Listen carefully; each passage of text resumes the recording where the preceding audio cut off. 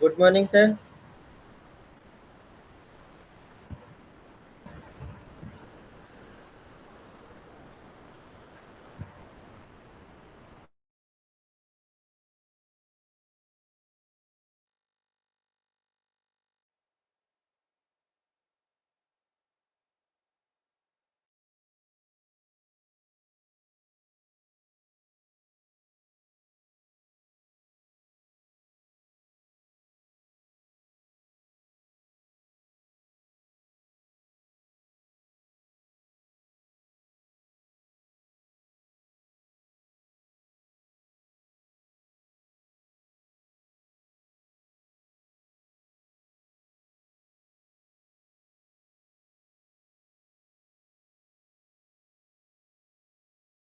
Voice आ रही है बेटा? संदीप दलीप आपको?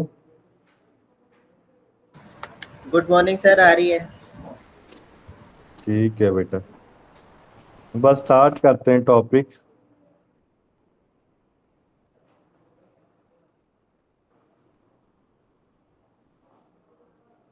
पिछली क्लास में क्या क्या पढ़ा था हमने, किसी को कुछ आइडिया?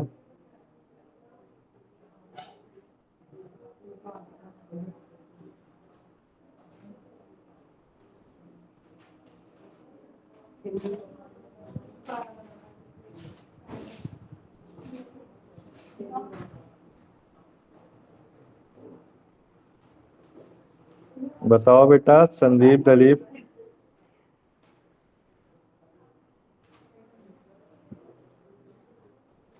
पिछली क्लास में हमने क्या क्या पढ़ा था?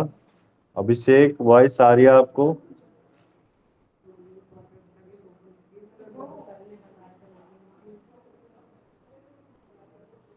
यस ऑडिबल है। यस आ रही है बेटा, वॉइस आ रही है क्लियर? आपकी फोटो अच्छी लग रही है सर डीपी पे। अच्छा, फोटो अच्छी लगती है। अरे वो लुकिंग हैंडसम खैर सर। शुरू, हाँ बेटा शुरू से तुम्हें सीख लेंगे। अच्छा, मैं कह रहा हूँ पिछली क्लास में हमने क्या क्या कवर अप किया था?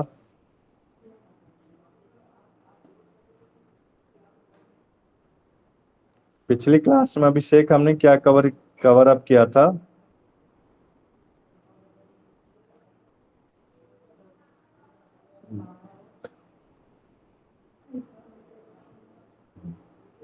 आज देखो हम क्या स्टार्ट करेंगे, हमारा इंटर स्टेट सक्सेशन क्या होता है, उसके बाद टेस्टामेंट्री विल। ठीक है ना बेटा? आज के जो टॉपिक है, आज के टॉपिक में क्या क्या कवर अप करेंगे? इंटर स्टेट सक्सेशन क्या है आपका, टेस्टामेंट्री विल क्या है, ठीक है ना? टेस्टामेंट्री विल के बाद क्या क्या पढ़ेंगे, स्त्रीधन क्या है और गिफ्ट क्या है, ठीक है ना? तो लास्ट टॉपिक है आपका हिंदू लॉ का। मुस्लिम लॉ आज ही से स्टार्ट करा दूंगा मैं, ठीक है ना? मुस्लिम लॉ अगर मान लो टाइम लगा तो मुस्लिम लॉ का एक टॉपिक आज कवर अप कर देंगे। यहां तक क्लियर है? दिव्या, वॉइस आ रही है आपको?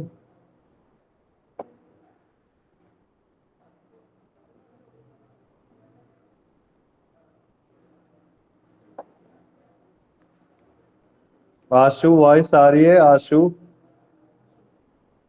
हाँ जी सर। आशु, यस यस जैसे हवा लग रही है। यस हो बेटा आप? जी सर।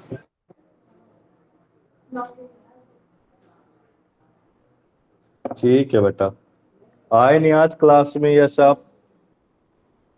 सर थोड़ी तबीयत ठीक नहीं थी। कोई नहीं बेटा, होता है।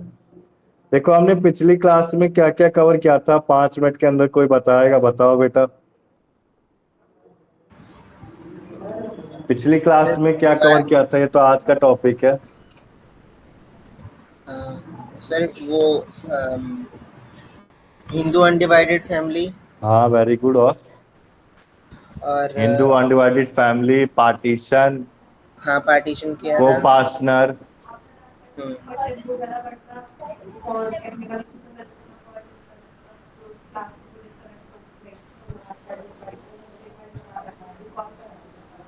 कौन सा क्वेश्चन पूछा था?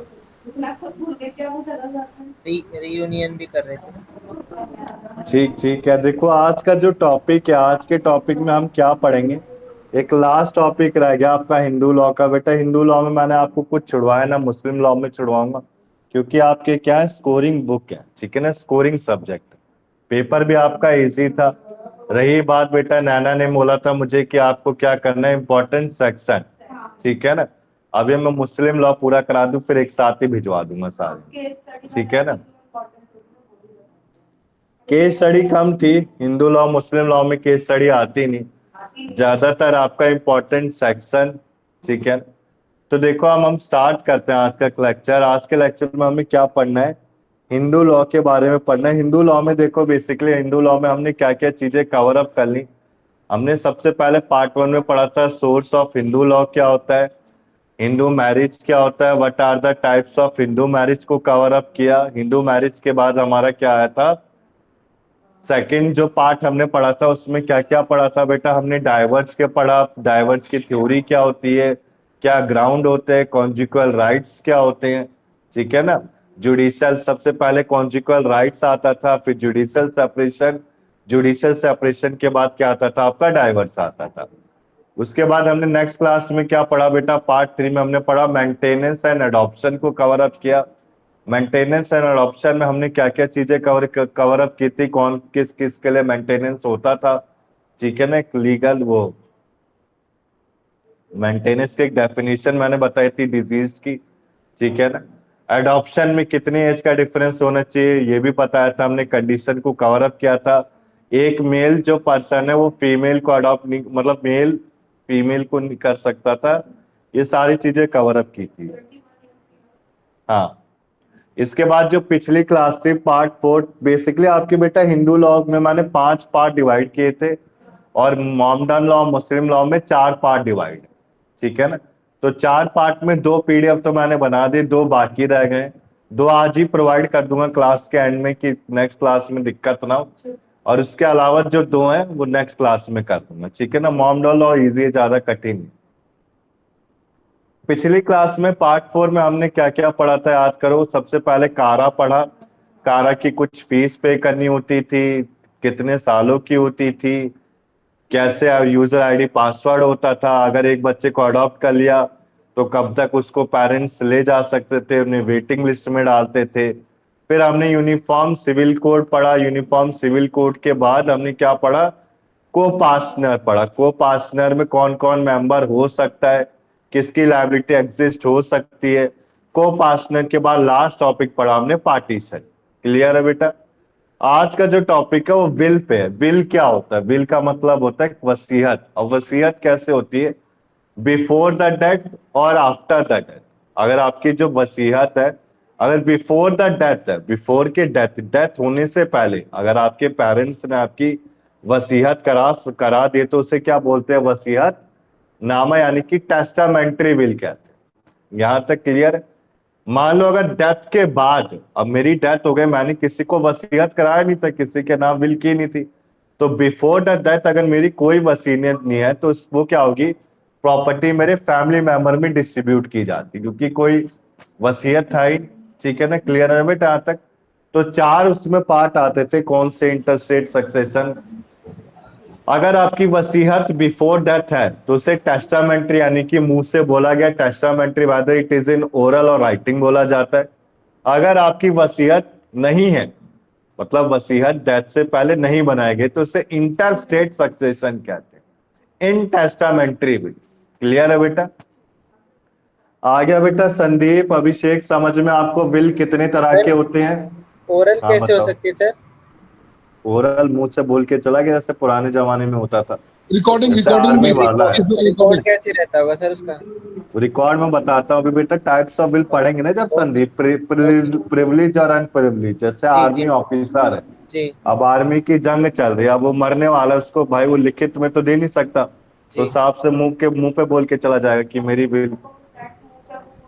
जी जी। हाँ वैलिड रहता है, वो प्रिविलेज में रहता है। रुको एक minute. Good afternoon sir. Afternoon है ना, वॉइस आ रही है आपको? हाँ जी सर, आ रही है। आ रही है ना। सेकेंड फर्स्ट ईयर की क्लास में सब प्रेजेंट है। अब देखो जो टाइप्स ऑफ विल है ना बेटा, इसकी बात कर रहा हूं मैं, ठीक है ना। टाइप्स ऑफ विल में जो वर्बली होती है, बेसिकली आपकी विल एक एक एफिडेविट में ही होती है, ठीक है ना। एफिडेविट में राइटिंग की फॉर्म में होती है, बट जैसे कोई आर्मी का पर्सन है, अब आर्मी का पर्सन है, उसको पता है कि मैं अभी एट द पॉइंट मरने वाला हूं, उससे गन उसको लगने वाली है, ठीक है ना। तो क्या करेगी, वो प्रिविलेज विल बना देगा, ठीक है ना। प्रिविलेज विल कहने का मतलब है कि मैंने अपने मरने से पहले वर्बली बोल दिया। वो प्रॉपर्टी की फॉर्म में नहीं होती, जैसे आपका कोई कुर्सी हो गया या कोई छोटा सा सामान हो गया, वो होता है प्रिविलेज विल। आ गया ना समझ। जो विल आपकी वो राइटिंग में ही रहेगी। अगर आपकी इमूवेबल प्रॉपर्टी है तब तो आपकी विल राइटिंग में रहेगी। अगर आपकी प्रॉपर्टी मूवेबल है तो आपकी विल क्या होगी, वर्बल हो सकती है। क्लियर है बेटा, यहां तक किसी को डाउट है? जी सर। आगे चलूं मैं? तो देखो मैंने क्या समझाया। आज का टॉपिक बेटा ये थोड़ा लंबा टॉपिक है, इसको डिटेल में समझना है, ठीक है ना। दो तरह की विल मैंने समझाई, एक इंटेस्टामेंट्री और टेस्टामेंट्री। टेस्टामेंट्री क्या होता है, जो हमने राइटिंग में दे रखा है बिफोर द डेथ, ठीक है ना। जैसे मेरे पापा ने before the death testamentary will दे दी, ठीक है। अब मेरे फादर एक्सपायर हो गए, मदर के नाम प्रॉपर्टी आई, मदर भी एक्सपायर हो गई, मेरे मदर के नाम प्रॉपर्टी थी, मेरी मदर भी एक्सपायर हो गई। तो अब इस केस में मेरी प्रॉपर्टी, अब मैं मेरा भाई, दो भाई हैं, ठीक है ना। मैं एक एग्जांपल लेता हूं आपके सामने। अब मैं और मेरा भाई है, दो भाई हैं। अब प्रॉपर्टी को कैसे कैसे इक्वली डिवाइड करेंगे, तो जब आप एडवोकेट बन जाओगे तो सबसे पहला काम क्या होता है, आप एफिडेविट बनवाते हो, ठीक है ना। आप कोर्ट केस नहीं फाइट कर सकते बेटा, पहले पहले आपको एक्सपीरियंस लेना होता है। तो बीइंग एन एडवोकेट आप पहले कोर्ट केस को वो एफिडेविट बनवाओगे, तो उसमें एक डीड आता है, एक ड्राफ्टिंग टॉपिक आएगा आपका एलएलबी सेकेंड ईयर में। एलएलबी सेकेंड ईयर में ड्राफ्टिंग में आप डीड के बारे में पढ़ोगे कि कितनी डीड बनाने होते हैं। एक होता है रिलिक्विशमेंट डीड, जब आपका वसीयतनामा नहीं बना होता और दोनों भाई आपके, जब दोनों भाई जिंदा हैं, ठीक है ना, और उसी प्रॉपर्टी में रहते हैं और आप उनको इलेक्ट्रिसिटी बिल दिखा दें। जैसे अगर किसी का बेटा पावर ऑफ अटॉर्नी में नाम है, उसके मदर फादर एक्सपायर है, तो अपने जो वो इलेक्ट्रिसिटी बिल है, वाटर बिल है, उसके मम्मी या पापा के नाम है, तो वो एकदम वैलिड घर में रह सकता है। कोई आके घर को मतलब घर से उसको निकाल नहीं सकता, ठीक है ना। यहाँ तक क्लियर? तो बेसिकली रिलिक्विशमेंट डीड क्या होता है, एक रिलिक्विशमेंट डीड होता है कि दोनों भाइयों ने एक म्यूचुअल अंडरस्टैंडिंग से अपनी माँ की प्रॉपर्टी अपने नाम कर ली। क्लियर है बेटा? यहाँ तक जब तक उसका एक वसीयतनामा नहीं बनाए। यहाँ तक क्लियर है संदीप, अभिषेक, दलीप, दिव्या? आगे चलूं मैं? Yes sir. दिव्या आ रहा है ना समझ में? Sir is it relinquish deed, ये कह रहे हैं ना आप? हाँ बेटा, रिलिक्विशमेंट डीड, ये सुना होगा आपने रिलिंक्विशमेंट, हाँ अभिषेक कहीं ना रिलिंक्विशमेंट कहीं। डीड, हाँ हाँ। चलूं बेटा मैं? दिव्या वॉइस आ रही है आपको? नैना वॉइस आ रही है? सर एक्चुअली यश? मैं ऑन दी वे हूँ ना, मुझे ठीक से सुनाई दे नहीं रहा। ठीक। दिव्या वॉइस आ रही है आपको? जी सर, आ रही है आवाज। दिव्या, दिव्या वॉइस आ रही है?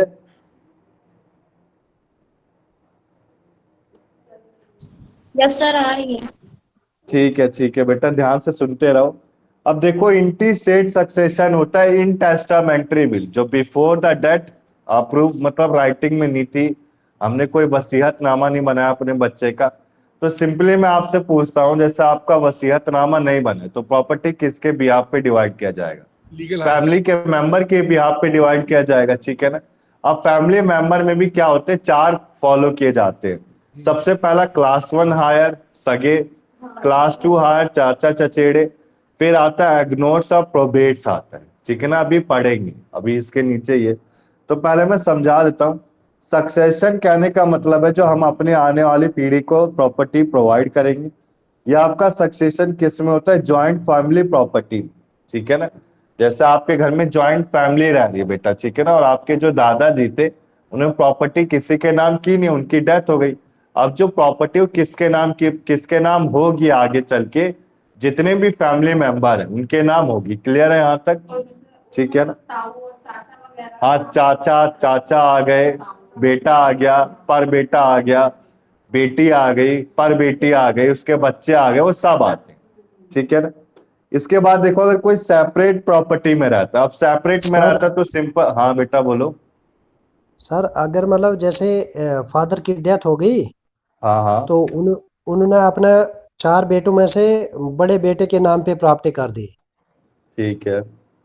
तो उसके बाद डेथ के बाद मतलब वो चारों भाई में डिवाइड होगी वो प्रॉपर्टी सर। अब पार्टीशन फाइल करेंगे तो डिवाइड होगी बेटा, ठीक है ना। अगर अगर बड़े, मैंने आपको पिछली क्लास में क्या समझाया था कि जो पिछली क्लास में आप थे नहीं दलीप, तो ध्यान से सुनना। जी जी पिछली क्लास में बताया था पार्टीशन में अब जो लॉ बना है, अब लॉ क्या जी कहता है, अगर बड़े बेटे के नाम प्रॉपर्टी कर दी ना पापा ने, छोटे के नाम कुछ नहीं किया, तो छोटा हिस्सा जी आराम से ले सकता है, ठीक है ना। उसको कोई अच्छा ले सकते हैं। पार्टीशन भी फाइल नहीं करनी पड़ेगी। सर सर बट सर अगर पापा ने छोटे बेटे के नाम कर दी ना प्रॉपर्टी, तो बड़ा बेटा नहीं ले सकता। लेकिन सर अगर आया मैंने अच्छा समझ? विल को प्रोबेट कर दिया तो, जी ये जी जी कराया था। क्या बेटा अभिषेक? अगर मैंने उस विल को प्रोबेट कर दिया तो, प्रोबेट मतलब कैसे कर दिया? अगर मैंने उस विल को रजिस्टर्ड कर दिया तो हाँ रजिस्टर कर दिया तो कौन तब भी क्लेम ले करेगा? सकता बेटा। अगर जैसे रजिस्टर हो या ना हो, बात को समझो आप, तो छोटा बेटा ले सकता पर बड़ा बेटा नहीं ले सकता, लॉ ये कहता है, ठीक है ना। और वैसे भी एक्चुअली जब फैमिली में पार्टीशन किया जाता है तो सारी फैमिली के मेंबर को बुला के किया जाता है, ऐसे नहीं कि कोई बंदा एक धोखाधड़ी से ले ले। और आज की तारीख में अगर कोई धोखाधड़ी से ले भी लेता है तो उसका बाद में क्या होता है, उसको वापस से वो प्रॉपर्टी मिल जाती है, ठीक है ना। Yes sir. यहाँ तक क्लियर है? Okay okay sir. ठीक है ना। जी जी अब देखो आप, यहां तक क्लियर है बेटा। अब देखो यस सर। सेपरेट प्रॉपर्टी में क्या होता है, आपका टेस्टामेंट्री सक्सेशन होता है, ठीक है ना। टेस्टामेंट्री सक्सेशन कहने का मतलब है आप एक विल बना के जाते हैं। अब सपोज कोई अलग घर में रह रहा है तो टेस्टामेंट्री विल बना के चलेगा, ठीक है ना। अब देखो इस चार्ट को अच्छे से समझना है, ठीक है ना। इंटरस्टेट सक्सेशन ऑफ हिंदू मिल कहने का मतलब है, इंटरस्टेट यानी कि आपकी कोई टेस्टामेंट्री मतलब आपकी विल नहीं बने, विल आपकी क्रिएट नहीं हो रखी है। जब आपकी विल क्रिएट नहीं हो रखी होती है तो 4 पार्ट में दी जाती है। 4 पार्ट कहने का मतलब है क्लास 1 हायर जो कि सगे संबंधी है, वैसे बता रहा हूं बेटा, ठीक है ना। क्लास 2 हायर कौन होते हैं, जो थोड़े चचेड़े, अगर सगे संबंधी जिंदा नहीं है तो चाचा ताऊ को प्रॉपर्टी दे दी जाती है। फिर आता है आपका एग्नेट्स। एग्नेट्स होता है, मैं दिखा देता हूँ, एग्नेट्स और कॉग्नेट्स मदर फादर के लिए होता है, ठीक है ना। एक मिनट, क्लास 1 में ये है, क्लास 2 में ये है। हाँ एग्नेट्स होता है पाप जो दादा के उससे चल रही है, ठीक है ना। अब जैसे दादा के नोन में कोई है उसे एग्नेट्स कहेंगे। कॉग्नेट्स होता है जो मम्मी के नोन में, इसको ध्यान से समझना है, ठीक है ना। तो 4 चीजों में डिवाइड है। Class 1 higher, order of succession यानी कि किस किस को प्रॉपर्टी दी जाएगी। सबसे पहले क्लास 1 हायर को दी जाएगी जो सगे संबंधी है।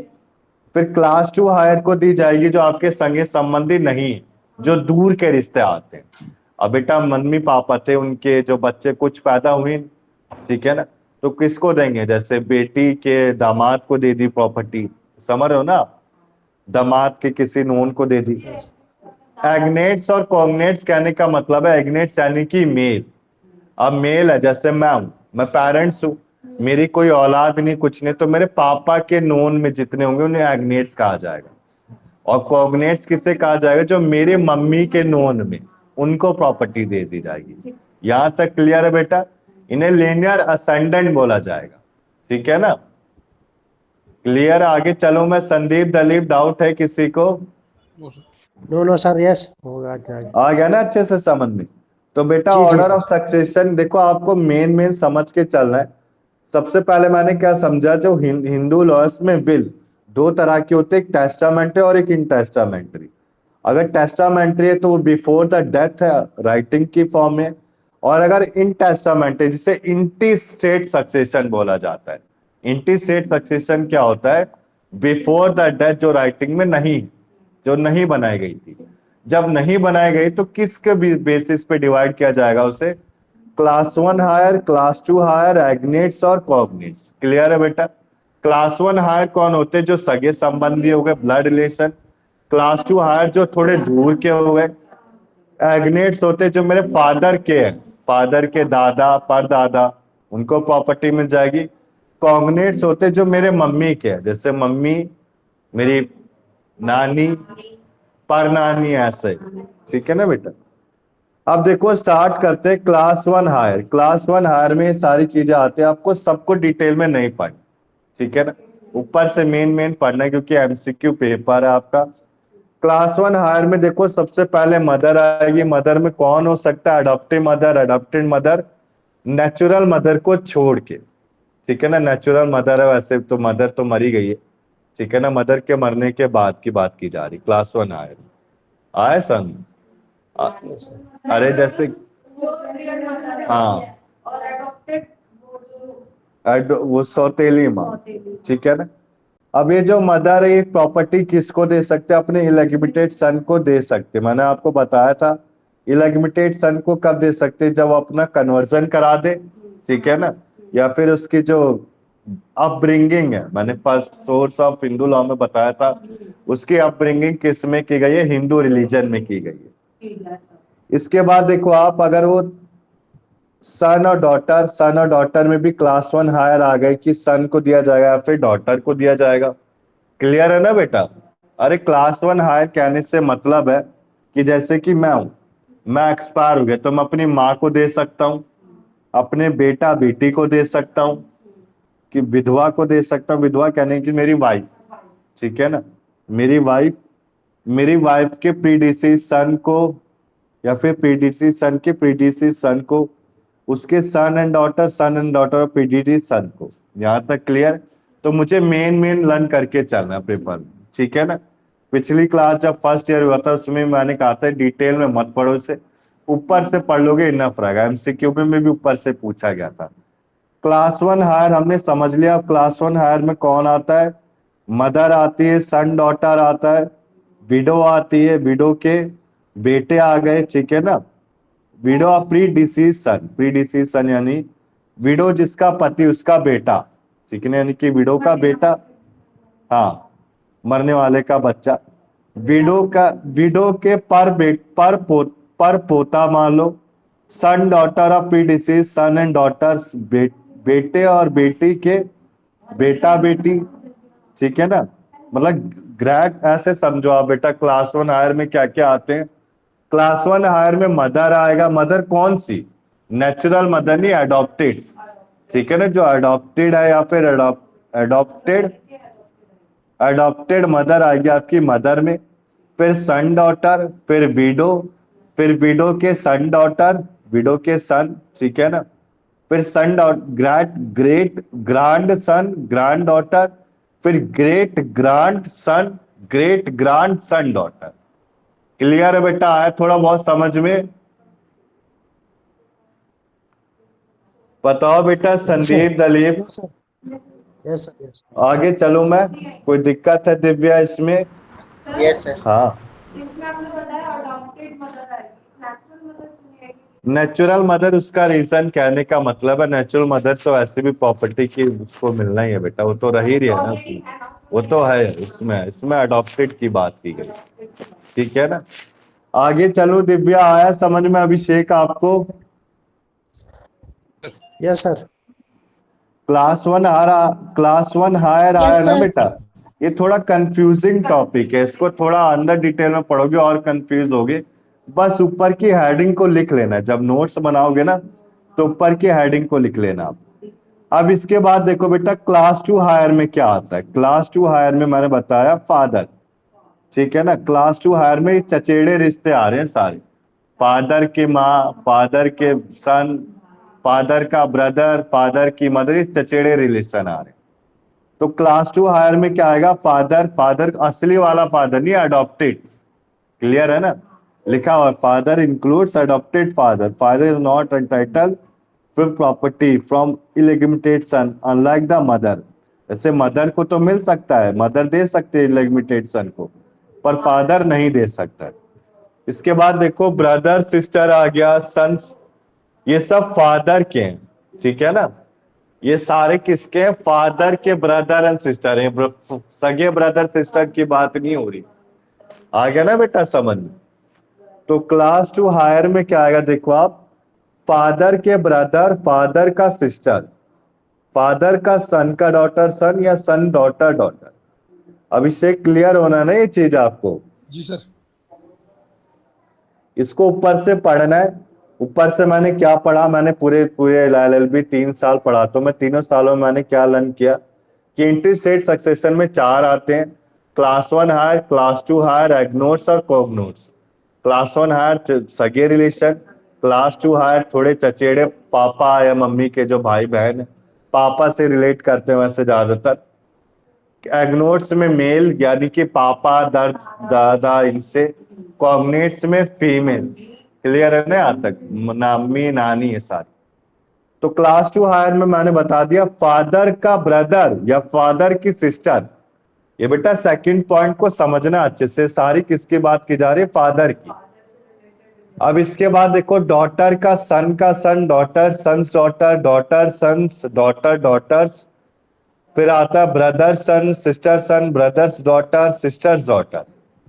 फिर फादर्स का भी फादर, फादर की मदर, फादर की विडो, ब्रदर की विडो, फादर की brother, father sister, mother father, mother mother, mother brother, mother sister. ये थोड़ा कंफ्यूजिंग लग रहा है, ठीक है ना। तो मैं इसको शॉर्ट में समझाता हूँ, आप किसको लर्न कैसे करेंगे एग्जामिनेशन पॉइंट ऑफ व्यू से।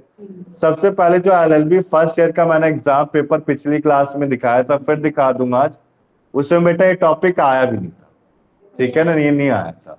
तो थोड़ा कंफ्यूजिंग और ट्रिकी टॉपिक है, इसको देंगे नहीं, ठीक है ना।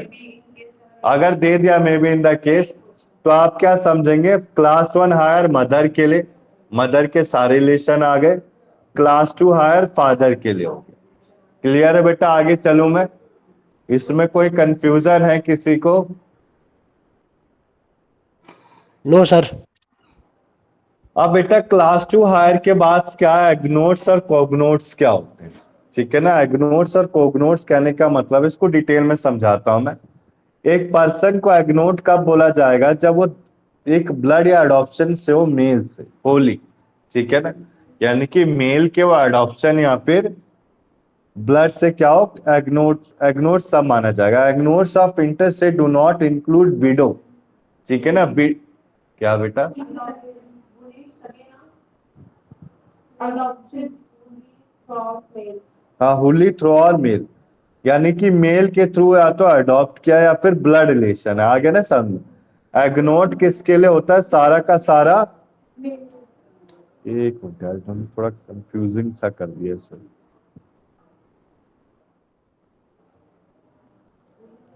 उन्होंने मेल कर दिया।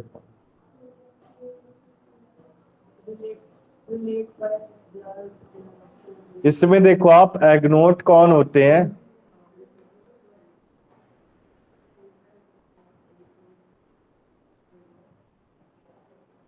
कहने का मतलब है बेटा, देखो आप, एग्नोट्स क्या होता है आपका, मेल का होता है। इन्होंने गलत लिख दिया है, कॉग्नोट्स मैंने कुमार की बुक से देखा था, नहीं, कोगनोट्स फीमेल के, फीमेल लिख देना इसमें कोगनोट्स में, ठीक है ना।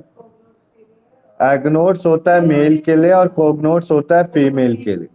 तो देखो एक पर्सन को एग्नोट कब माना जाएगा, दूसरे के, जब उसका एक ब्लड रिलेशन है मेल के, आए समझ। जैसे बेटा मैं, मेरा ब्रदर है, अब मैं, मेरा जो भाई है मेरा एग्नोट है, और जो मेरी सिस्टर है वो मेरे लिए क्या है, कोगनोट है मेरी। क्लियर है यहाँ तक। तो मेल के लिए यूज किया जाता है एग्नोट, और कोगनोट यूज किया जाता है फीमेल के लिए, ठीक है ना।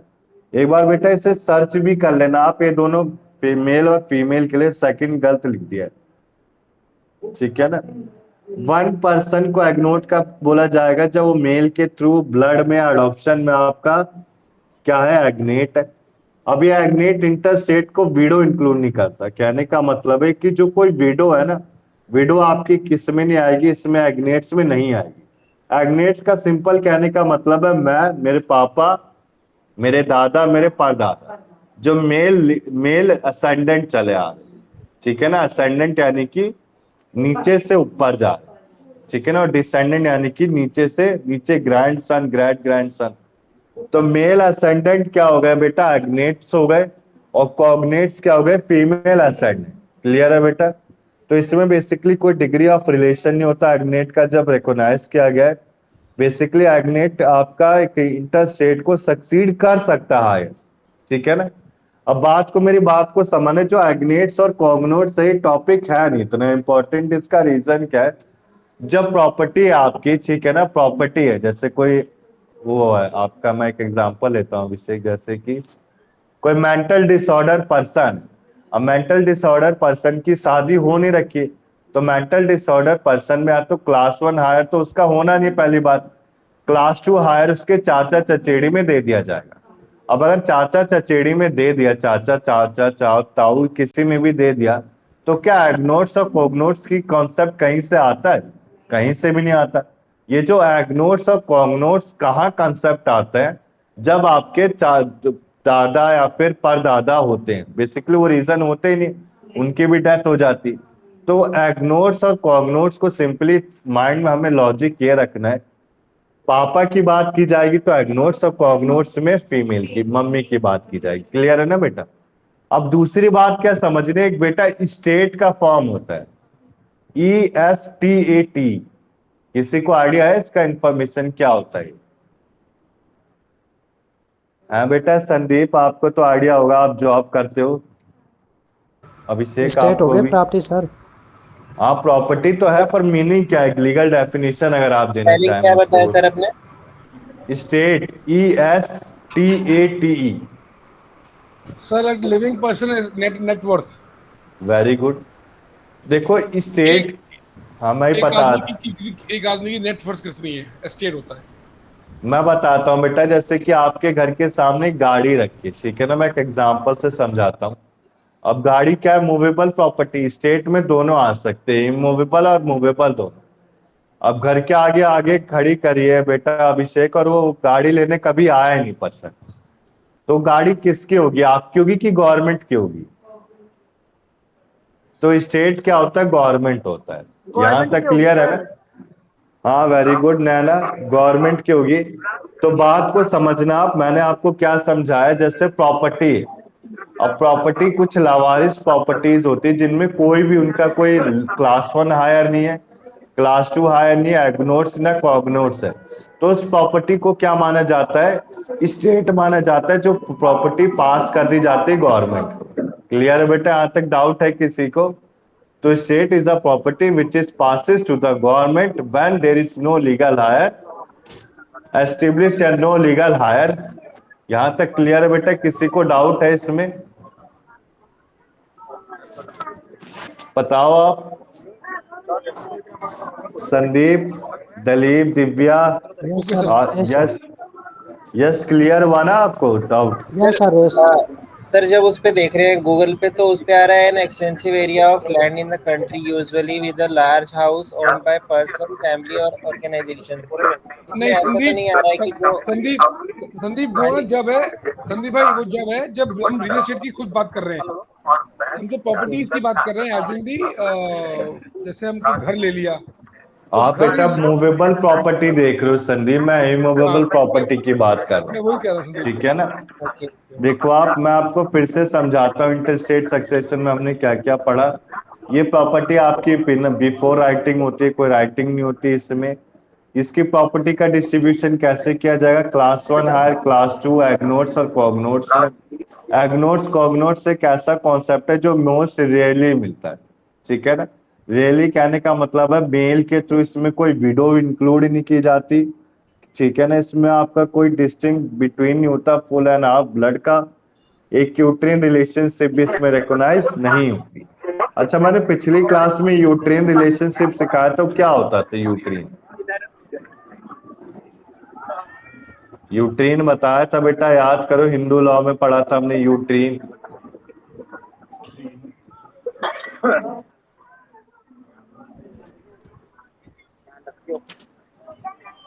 आपको करना है। यूट्रिन बताओ बेटा।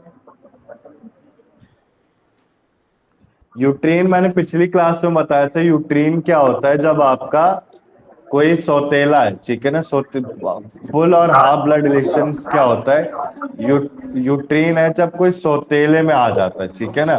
जैसे दूर का कजन, वो भी आपका दूर का कजन यूट्रिन रिलेशन है, जिनमें आपकी मदर फादर दोनों अलग है, यहाँ तक क्लियर है ना, यूटीन मैंने बताया था। तो देखो बेटा, एग्नोट्स एंड कोगनोट्स में हमने क्या समझा। एग्नोट्स आपका क्या होता है, एग्नोट्स कोगनोट्स दोनों में आपके वीडियो इंक्लूड नहीं किए जाते, इनका कोई डिस्ट्रिक्ट रिलेशनशिप नहीं होता फुल या हाफ ब्लड से, ठीक है ना। इसमें यूट्रीन रिलेशनशिप रिकॉग्नाइज नहीं होती। आगे चलो बेटा, किसी को डाउट है एग्नोट्स कोगनोट्स में?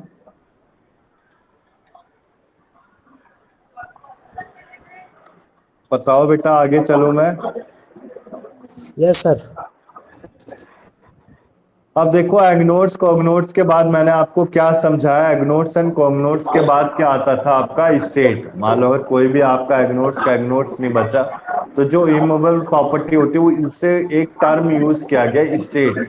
वो स्टेट किसके पास चली जाती थी? गवर्नमेंट के पास, ठीक है। अब कुछ जनरल रूल है सक्सेशंस के। देखो आप, फीमेल हिंदू में सबसे पहले आप समझो जो प्रॉपर्टी है इंटरस्टेट का, ठीक है ना, प्रॉपर्टी क्या होती है आपकी? डिवाइड की जाती है। एक मिनट रुको आप, ठीक है ना। ये नैना वॉइस म्यूट कर लोगे बेटा आप? Sorry sir. ठीक ठीक। देखो आप, होता है कोई नहीं। देखो, general rule of succession in case of female Hindu. अब फीमेल हिंदू में हमें पढ़ना है जो प्रॉपर्टी आपके एक सक्सेशन के हिसाब से डिवाइड की जाएगी। सबसे पहले आपके सन या डॉटर को दी जाती है, इसके बाद हस्बैंड के जो हायर है उसको दी जाएगी, फिर थर्ड मदर फादर, यानी कि अगर कोई हस्बैंड का हायर जिंदा नहीं है तो मदर एंड फादर को दी जाएगी। उसके बाद फादर के हायर, फिर या फिर मदर के हायर को। अब ये हायर क्या है? उनका वारिस, जिसके नाम विल हो रखी है, टेस्टामेंट्री विल हो रखी है। यहां तक क्लियर है बेटा? आगे चलूं मैं। हमने देखो क्या पढ़ा, मैं फिर से बता देता हूं मेल के टर्म में। ये जो मेल है, ऑर्डर ऑफ, एक मिनट, हाँ, general rule of succession in case of male, ठीक है ना। अब अगर हिंदू है, कोई हिंदू मेल है, तो हिंदू मेल में क्या होता है? क्लास 1 हायर, क्लास 2 एग्नेट्स और कोगनेट्स। इसके बाद देखो, अगर फीमेल की बात की जाती है, फीमेल में कौन आता है आपका?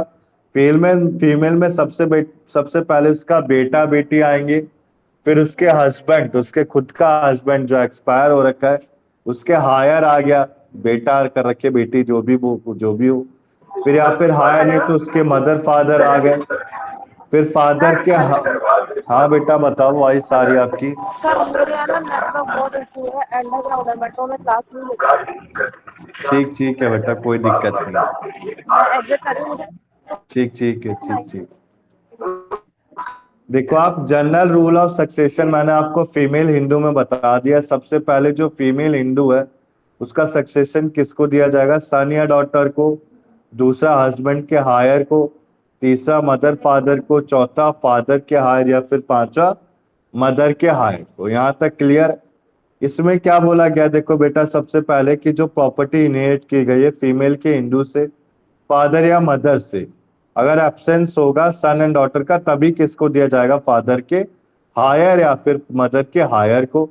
दूसरा पॉइंट क्या कह रहा है? अगर प्रॉपर्टी इनहेरिटेटेड यानी कि दी जा रही है, इनहेरिटेड यानी कि उसके विलनामा किया जा रहा है, वसीयतनामा, फीमेल हिंदू से हस्बैंड के लिए फिर उसके फादर इन लॉ के लिए, तो उसमें ये नहीं देखा जाएगा कि उसका सन या डॉटर कोई जिंदा है।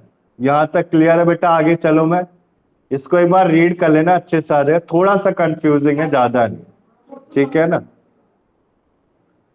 अब इसके बाद देखो, इंटरस्टेट सक्सेशंस के कुछ जनरल प्रोविजंस हैं। सबसे पहले जनरल प्रोविजंस क्या है? देखो, आपका एक स्पेशल प्रोविजन बनाया गया है जो आपका अलिस्यानामा लॉ और मुकर कट्यम, हाँ, ये मद्रास से रिलेटेड है बेटा। कुछ प्रोविजन बनाया गया, अभी अप्लीकेबल नहीं है, अभी हम देखें हिंदू लॉ में तो कुछ स्पेशल प्रोविजन है, इनके बारे में भी मैं, ये स्पेशल प्रोविजन की बात की गई है, ठीक है ना। इसके बाद देखो, सेक्शन 18 क्या कह रहा है? जो फुल ब्लड है उसको प्रेफर किया गया हाफ ब्लड से, ठीक है ना। इसके बाद देखो, मोड ऑफ सक्सेशन 2 या मोर हायर के लिए, ठीक है ना। इसमें देखो आप, जैसे अगर 2 या 2 से ज्यादा हायर सक्सीडली टुगेदर प्रॉपर्टी के इंटरस्टेट के, तो उनको प्रॉपर्टी कैसे दी जाएगी? पर स्ट्रिप्स के हिसाब से दी जाएगी। पर स्ट्रिप कहने का मतलब है जैसे बीघा नहीं होता, इक्वली डिस्ट्रीब्यूशन, ठीक है ना?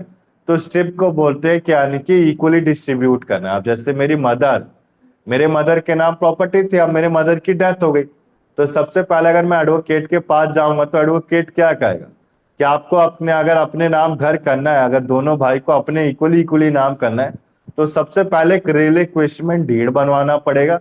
रिलिक्विशमेंट डीड के बाद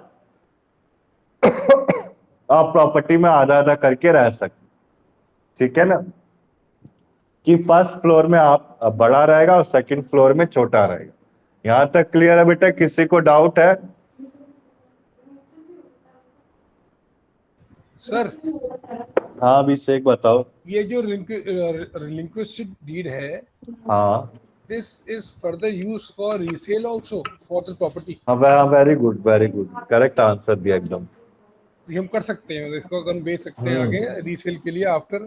तो इसकी बनाया बेसिस- इसी के लिए बुझाता है बेटा ये। अच्छा, जब इसकी भी- पार्टीशन की जाती है ना रीसेलिंग के लिए, हाँ तो इसका मेन मोटिव रिलिक्विशमेंट डीड का सेलिंग ही है कि आगे चलकर अगर आपको प्रॉपर्टी बेचनी है तो रिलिक्विशमेंट डीड बनाया है इसी के लिए जाता है। तो अगर मैंने ये डीड बना भी ली तो क्या इसके बाद मुझे क्या कोई जरूरत पड़ेगी कि मैं पार्टीशन डीड भी करूं?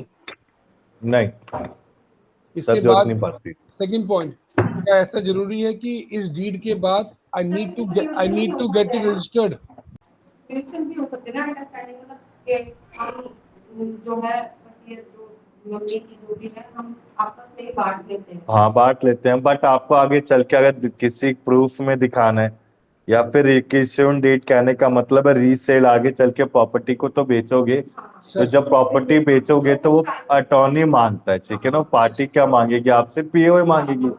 अब पीओए तो मम्मी के नाम था, मैं मम्मी को कैसे लाऊं? तो मैं क्या करूंगा? वो क्या बोलेगा एडवोकेट, क्या आप इसकी अटॉर्नी ना बनवाओ, क्या कर एफिडेविट ना बनवाओ, अरे एफिडेविट मेरे को नाम नहीं याद आ रहा, रजिस्ट्री, सॉरी, हाँ रजिस्ट्री ना बनाओ, इसका क्या करो रिलिक्विशमेंट डीड बनवा के आप हमें दे।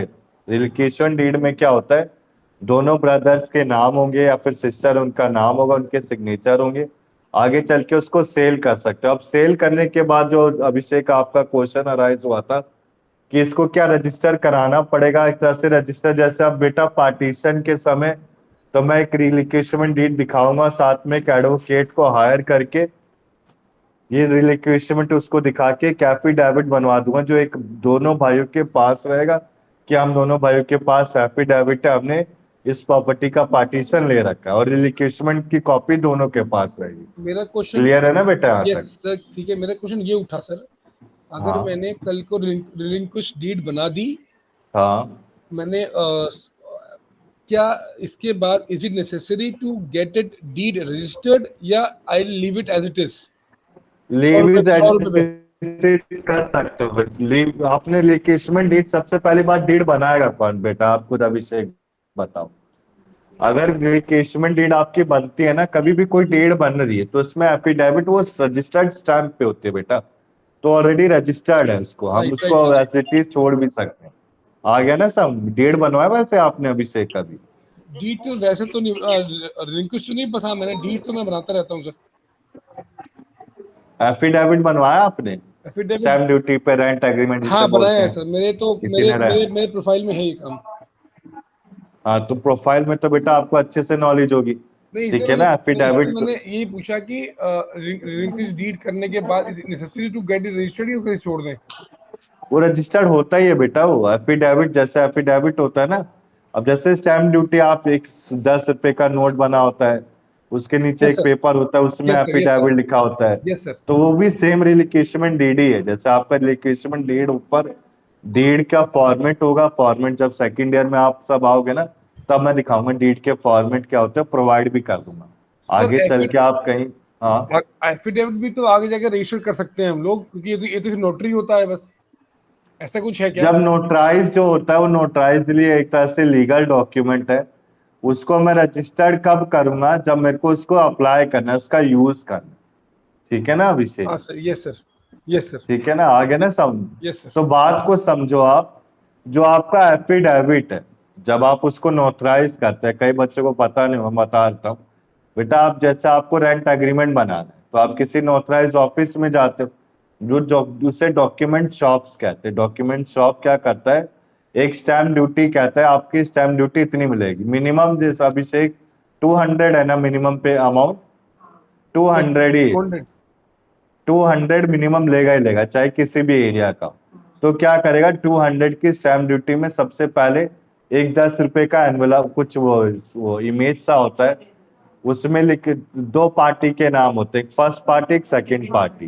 फर्स्ट पार्टी जैसे कि मैं किराएदार हूँ और सेकंड पार्टी यानी कि मेरा मालिक, ठीक है ना। या फिर मालिक अगर रेंट एग्रीमेंट बनाता है नौकर के लिए तो फर्स्ट पार्टी मालिक होगा, सेकंड पर्सन किराएदार होगा। क्लियर है बेटा।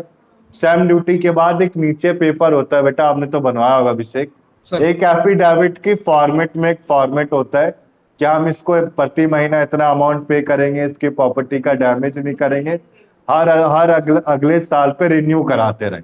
क्लियर है ना बेटा यहाँ तक। Yes sir. उसके नीचे बेटा डिपोनेंट के साइन होते हैं अभिषेक। वो डिपोनेंट कौन होता है, जो बना रहा है फर्स्ट पर्सन की मैं, डिपोनेंट सर जो बना रहा होता है। हाँ वेरी गुड, जो बना रहा है, जो अपने पर्पस के लिए बना रहा है, ठीक है ना। एफिडेविट आज ही की क्लास में मैंने कराया था सिविल प्रोसीजर कोड में एफिडेविट, तो वही बता रहा हूँ बेटा, ठीक है ना। डिपोनेंट कौन होता है, जो बना रहा है, जिसके नाम बन रहा है, ठीक है ना। डिपोनेंट कहने का मतलब है रेंट। रेंट एग्रीमेंट कौन बनवाएगा, टीनेंट ही तो बनवाएगा। अब टीनेंट बनवा रहा है रेंट एग्रीमेंट तो टीनेंट अपने डिपोनेंट के बिहाफ पे साइन करता है, उसमें विटनेस भी लगता है, ठीक है ना। विटनेस ऐसा नहीं कि नहीं लगता, विटनेस भी लगता है। क्लियर है ना बेटा। अच्छा अभिषेक मैं आपसे क्वेश्चन पूछूंगा संदीप, जैसे मैं नोटराइज कराने जाता हूँ बेटा, तो क्या जो नोटराइज वाला बंदा बैठा होता है, पर्सन लड़का बैठा होता है, जो स्टैम्प ड्यूटी निकाल के उस पे स्टैंप मारेगा, साइन करेगा, वो कुछ अमाउंट पे करता है क्या कोर्ट को, कोर्ट से जिससे नोटराइजेशन लेता है? सर मेरे हिसाब से उसको वो फी करता है पे बेटा, करता है। करता है। नहीं आप करता जाके फी पे करता है। आप कभी बनवाओगे ना एफिडेविट तो साफ बोलेगा भैया हम भी पैसे देते हैं आगे ऊपर, ये तभी प्राइवेट हमें जॉब, प्राइवेट बॉडी नोटराइजेशन नहीं है, का ये गवर्नमेंट स्टैम्प देती है। मिला हुआ है। और सर नोटराइज मीन्स ये भी होता है कि जैसे कि आप लीगली बाइंड हो गए हो एग्रीमेंट के अंदर। हाँ तो वो जो legally स्टैंप काम- मिली होती है ना बेटा, वो स्टैंप मनाता है, साइन करता है, उसको अमाउंट पे करना होता है बेटा। एक 110 में नंबर 10 लिखा रुपए, होता है उसमें, 110 ठीक में है 10 ना। रुपए। हाँ करेक्ट है। क्या अभिषेक 10 रुपए समझा नहीं बेटा मैं? 110, 100 रुपए में 10 का कमीशन। हाँ 10 का कमीशन, 100 रुपए में 10 का कमीशन देना होता है, और मिनिमम मुझे 200 रुपए पे करने होते हैं, ठीक यस है सर, ना। ये रेट वैसे मैं एक बात कहूंगा, जैसे आप सब अपकमिंग एडवोकेट बनने वाले हो ना, तो सबसे बढ़िया बिजनेस होता है ये। आप हंसोगे मेरी बात को, नहीं कई सर। लोग आज की तारीख में एडवोकेट बने हुए हैं, कोई कोर्ट केस क्योंकि यार आज की तारीख में क्लाइंट ढूंढना भी बड़ा मुश्किल काम। तो क्या करते, एक छोटी सी शॉप खोलते, आप डॉक्यूमेंटेशन। नोटराइजेशन लो, खुद से बनाना स्टार्ट कर दो, फॉर्मेट रखे रहो, बस सिस्टम में आपको साइट पे जाना है, first party second sir party का नाम लिखना है। कितना रिस्पॉन्सिबिलिटी वाला काम है सर, मतलब नहीं वो नहीं बेटा कहीं पे भी कोई अरे लीगल केस बेटा, होगा तो अरे नहीं, notarize India is not for beginner, Instagram में आता नहीं है India is not for beginner, ठीक है ना। इंडिया में सब कानून काम हो सकता है, ठीक है सामने ना। आ जाओगे सब पता जो लग जाएगा। एडवोकेट नहीं होता वो भी काम कर लेता है, ठीक है ना संदीप। तो सबसे बढ़िया बिजनेस बता रहा हूँ मैं तुम्हें,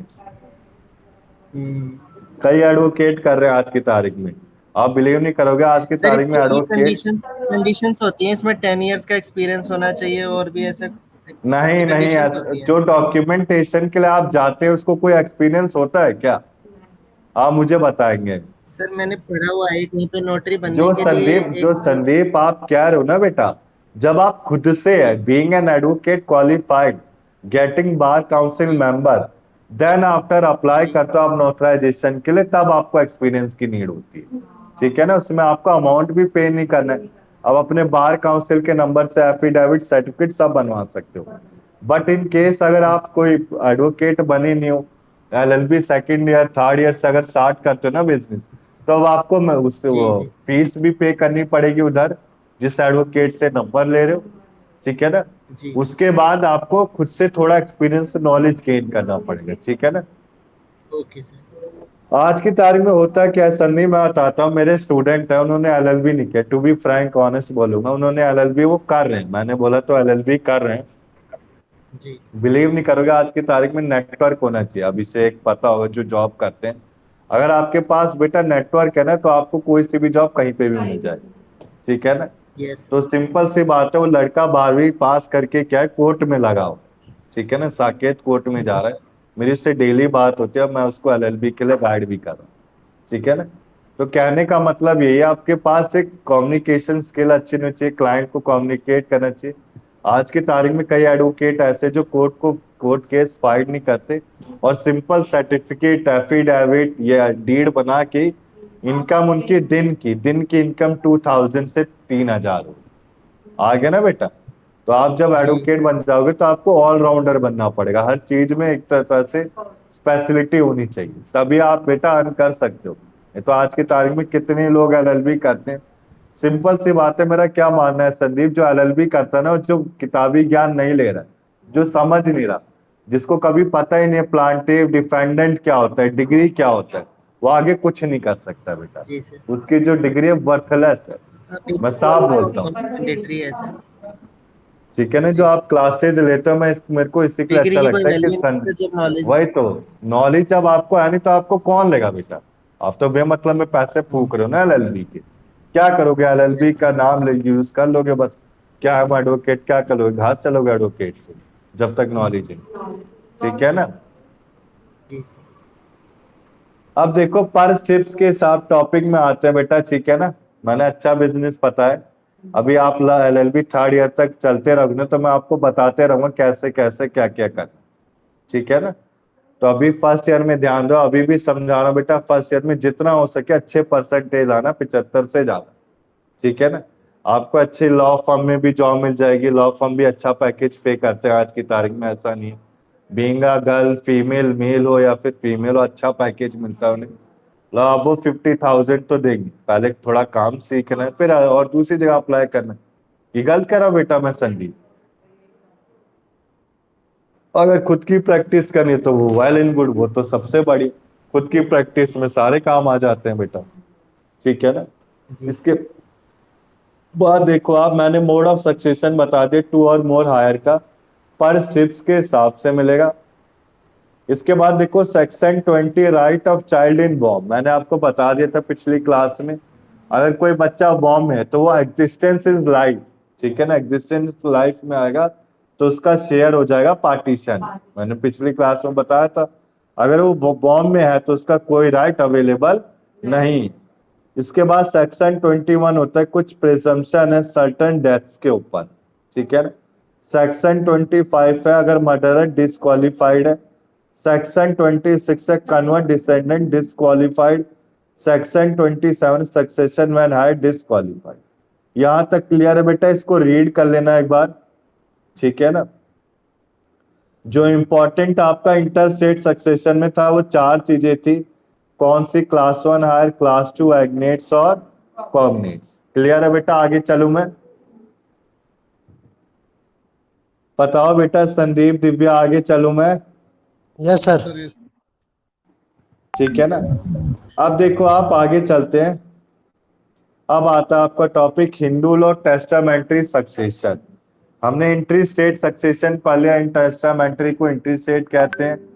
4 में डिवाइड था, 1 2 एग्नोट्स कॉग्नोट्स में डिवाइड था, ठीक है ना। उसके बाद कुछ स्पेशल प्रोविजंस पढ़े, उसको एक बार रीड कर लेना, इतने इंपॉर्टेंट पॉइंट ऑफ एग्जामिनेशन से नहीं। मैं बार बार एक चीज को बेटा भाई बोलता हूँ, आपकी क्लास में तो खैर बच्चे प्रेजेंट रहते हैं, ठीक है।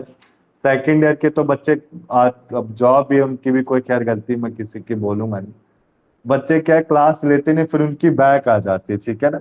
आपका कोई फ्रेंड हो कुछ भी हो तो पूछना, सबसे कठिन एलएलबी सेकेंड ईयर होती है, थर्ड थोड़ा सा इजी है, कठिन है थर्ड थोड़ा सा इजी, तो क्लास को डेली अटेंड किया करो। मैं फर्स्ट क्लास से लेके लास्ट क्लास तक यही बोलूँ, ठीक है ना। जो बच्चे फर्स्ट क्लास में अभी फर्स्ट ईयर में ज्वाइन होते हैं उनसे भी रिक्वेस्ट है कि सेकंड में same age it is join हो, यानी कि क्लास को छोड़ते रहो। जो बच्चे क्लास को छोड़ रहे उनकी बैक आनी पक्की बात, ठीक है ना।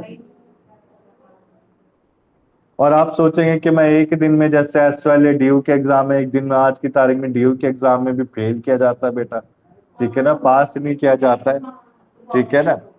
तो एलएलबी में क्या है, एलएलबी में आपकी अगर डीपली स्टडी रेगुलर स्टडी नहीं होगी तो आप नहीं पास कर सकते। मुझे पास से मतलब नहीं, मुझे परसेंटेज से, डिस्टिंक्शन से ऊपर तो आनी चाहिए बेटा। एमसीक्यू पेपर रिटर्न होता तो मैं मानता 50 से ऊपर, एमसीक्यू तो 75 से तो ऊपर ला ही सकते हो आप, रेगुलर क्लास अटेंड कर लो। क्लियर है ना बेटा? यहाँ तक जो इम्पोर्टेंट सेक्शन है वो मैं आपको प्रोवाइड कर दूंगा।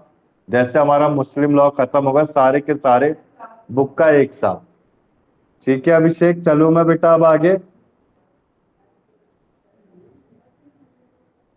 बताओ बेटा, अभिषेक, संदीप, दलीप, आगे चले हम।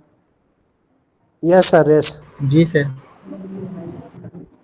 अब देखो हिंदू लॉ में क्या आता है, टेस्टामेंट्री सक्सेशन, इसे क्या बोला जाता है, विल। अभी विल कैसे होती है देखते जाओ आप। 2 तरह की प्रॉपर्टी होती है, जैसे हमने पिछली क्लास में को-पार्टनर में पढ़ा था। को-पार्टनर में हमने क्या पढ़ा था, एसेंशियल प्रॉपर्टी जो हमें मिली है, और एक self earn property. Self earn यानी कि मैंने खुद से प्रॉपर्टी को अर्न किया है। तो देखो आप 2 तरह के प्रॉपर्टीज होते हैं। एसेंशियल प्रॉपर्टीज होती है, एक रूल होता है को-पार्टनरी या रूल फॉर पार्टीशन के लिए, ठीक है ना। कहने का मतलब है अगर एसेंशियल मुझे पूर्वज से प्रॉपर्टी मिली है तो क्या मैं इस प्रॉपर्टी में पार्टीशन कर सकता हूँ? हाँ जी, कर सकता हूँ। इसके बाद सेकंड पॉइंट आता है सेपरेट प्रॉपर्टी। सेपरेट प्रॉपर्टी में क्या होता है, आपका सक्सेशन होता है, यानी कि रूल ऑफ इनहेरिटेंस इसमें अप्लाई होता है आपका, किसमें, सेपरेट प्रॉपर्टी। यहां तक क्लियर है बेटा? इसमें साफ साफ लिखा है देखो, इंटरस्टेट और टेस्टामेंट्री सक्सेशन। जब आपका विल नहीं है तो इंटरस्टेट होगा, और जब आपका विल है तो टेस्टामेंट्री सक्सेशन होगा। क्लियर है बेटा? आगे चलूं मैं, बताओ अभिषेक, संदीप, आगे चले हम। Yes sir. जी सर। ठीक है ना। सेपरेट प्रॉपर्टी में तो आपको प्रॉपर्टी अलग से मिलेगा, जैसे आपके पापा बेटे को देंगे, और अगर जैसे दादा परदादा की प्रॉपर्टी है तो उसमें क्या होता है, पार्टीशन लग जाता है। अब देखो इसमें कुछ पॉइंट है, इसको समझना है ध्यान से। टेस्टामेंट्री सक्सेशन में आ सकते हैं। सबसे पहला विल आता है। विल क्या होता है बेटा, विल बताओगे कोई? विल होता मर्जी अपनी सर, इच्छा। Very good. इच्छा यानी कि आफ्टर डेथ आपको कोई विल प्रोवाइड की गई, आप अब ये राइटिंग की फॉर्म में होता है। ये कुछ 5 पॉइंट, इनको अच्छे से समझना है आज की क्लास में, मैं नेक्स्ट क्लास में पूछूंगा भी। Will, codicil, executor, letter of administration, probate.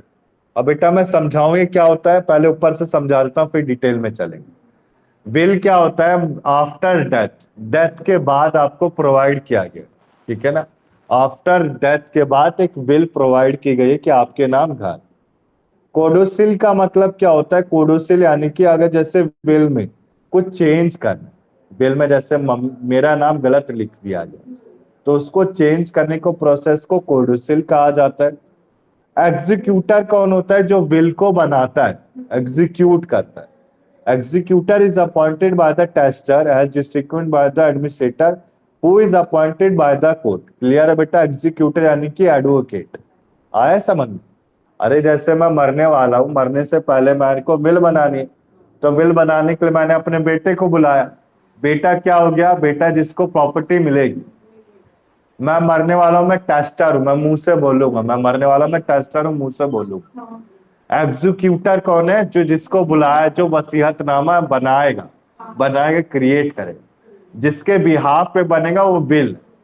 Clear है ना बेटा? यहां तक कुछ चेंजेस हुआ उसे कोडोसिल कहेंगे।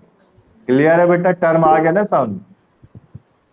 इसके बाद देखो आप, हाँ अभिषेक, डाउट है आपका, बताओ। सर एक बात पूछनी है कि हाँ। Is it mandatory to have this advocate for execution of the नहीं विल? नहीं नहीं नहीं, जरूरी यस, नहीं। ये तो उस केस में उसे एडमिनिस्ट्रेटर बोल सकते हैं। नहीं, जब अगर एग्जीक्यूटर नहीं होगा ना अभिषेक, तो एडमिनिस्ट्रेटर बोलेंगे, उससे नीचे। नहीं, सर एक और पॉइंट ये भी आया कि हाँ। अगर मैंने वाइट पेपर पे सपोज मेरे फादर ने विल बना दी और उसको उस पे साइन कर दिया, मैंने विटनेस पे साइन करा लिए, तो can we treat that paper as a will? मतलब मैंने खुद से साइन नहीं किया, विटनेस ने साइन कर दिया। नहीं नहीं, मैंने भी कर दिए, मेरे फादर ने भी कर दिए, विल भी बना दी। और रजिस्टर होती है अभिषेक। वही मैंने रजिस्ट्रेट कहा, करा, हाँ, हाँ, संदीप संदीप ने वही करेक्ट वही आंसर दिया, रजिस्टर करानी पड़ेगी। नहीं, वो दैट इज ठीक सेकंड है ना? स्टेप संदीप, वो सेकंड स्टेप हुआ। अगर मैं उसी पेपर को जाके, मैंने एडवोकेट को हायर नहीं किया है, मेरा क्वेश्चन ये है, आई हैव नॉट हाँ, हायर ऐसे एनी ऐसे एडवोकेट। बन जाती है। उसके बाद मैं रजिस्टर कराऊंगा उसको। हाँ जी बेटा, नहीं, उसके उनके बाद कराना। जीके जी करा सकते हो आप अपने नहीं नहीं फादर नहीं के नहीं, जो विल संदीप बना रहे संदीप हैं। संदीप संदीप संदीप बात ये, क्वेश्चन ये नहीं है, क्वेश्चन ये है कि मैंने सफेद आपने कागज घर पे पे, बना लिया, एडवोकेट के थ्रू नहीं करी, यही कह रहे हो आप? एग्जैक्टली एग्जैक्टली, बट हाँ, तो मैंने वो उसको हो बाद में सकती रजिस्टर है, करा लिया। लेकिन जीके जी होगी। उसमें विटनेस करना पड़ता है उनको, वो भी करा ली, जब रजिस्टर होती है। हाँ फिर आगे रजिस्टर करा दिया। हाँ, जब रजिस्टर होगी ना तो उनको विटनेस करना पड़ता है जिनकी विल होती है। नहीं, मेरा क्वेश्चन क्लियर है ये है। बेटा, आगे हाँ, चलूं मैं? हाँ, करिए सर, करिए। ठीक है ना? तो देखो टर्मिनोलॉजी में क्या क्या आते हैं टेस्टामेंट्री में, विल में। सबसे पहला, विल जिसके बिहाफ पे आपकी विल बनने वाली है। कोडोसिल यानी कि कोई चेंज कराना है। कोडोसिल एक इंस्ट्रूमेंट होता है विल के लिए कि आपको कोई चेंज कराना है।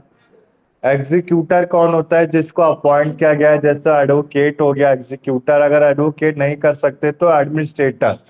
अभी एडमिनिस्ट्रेटर कौन होता है? एक लेटर ऑफ एडमिनिस्ट्रेशन, एक सर्टिफिकेट होता है, ग्रांटेड किया जाए कॉम्पिटेंट कोर्ट के।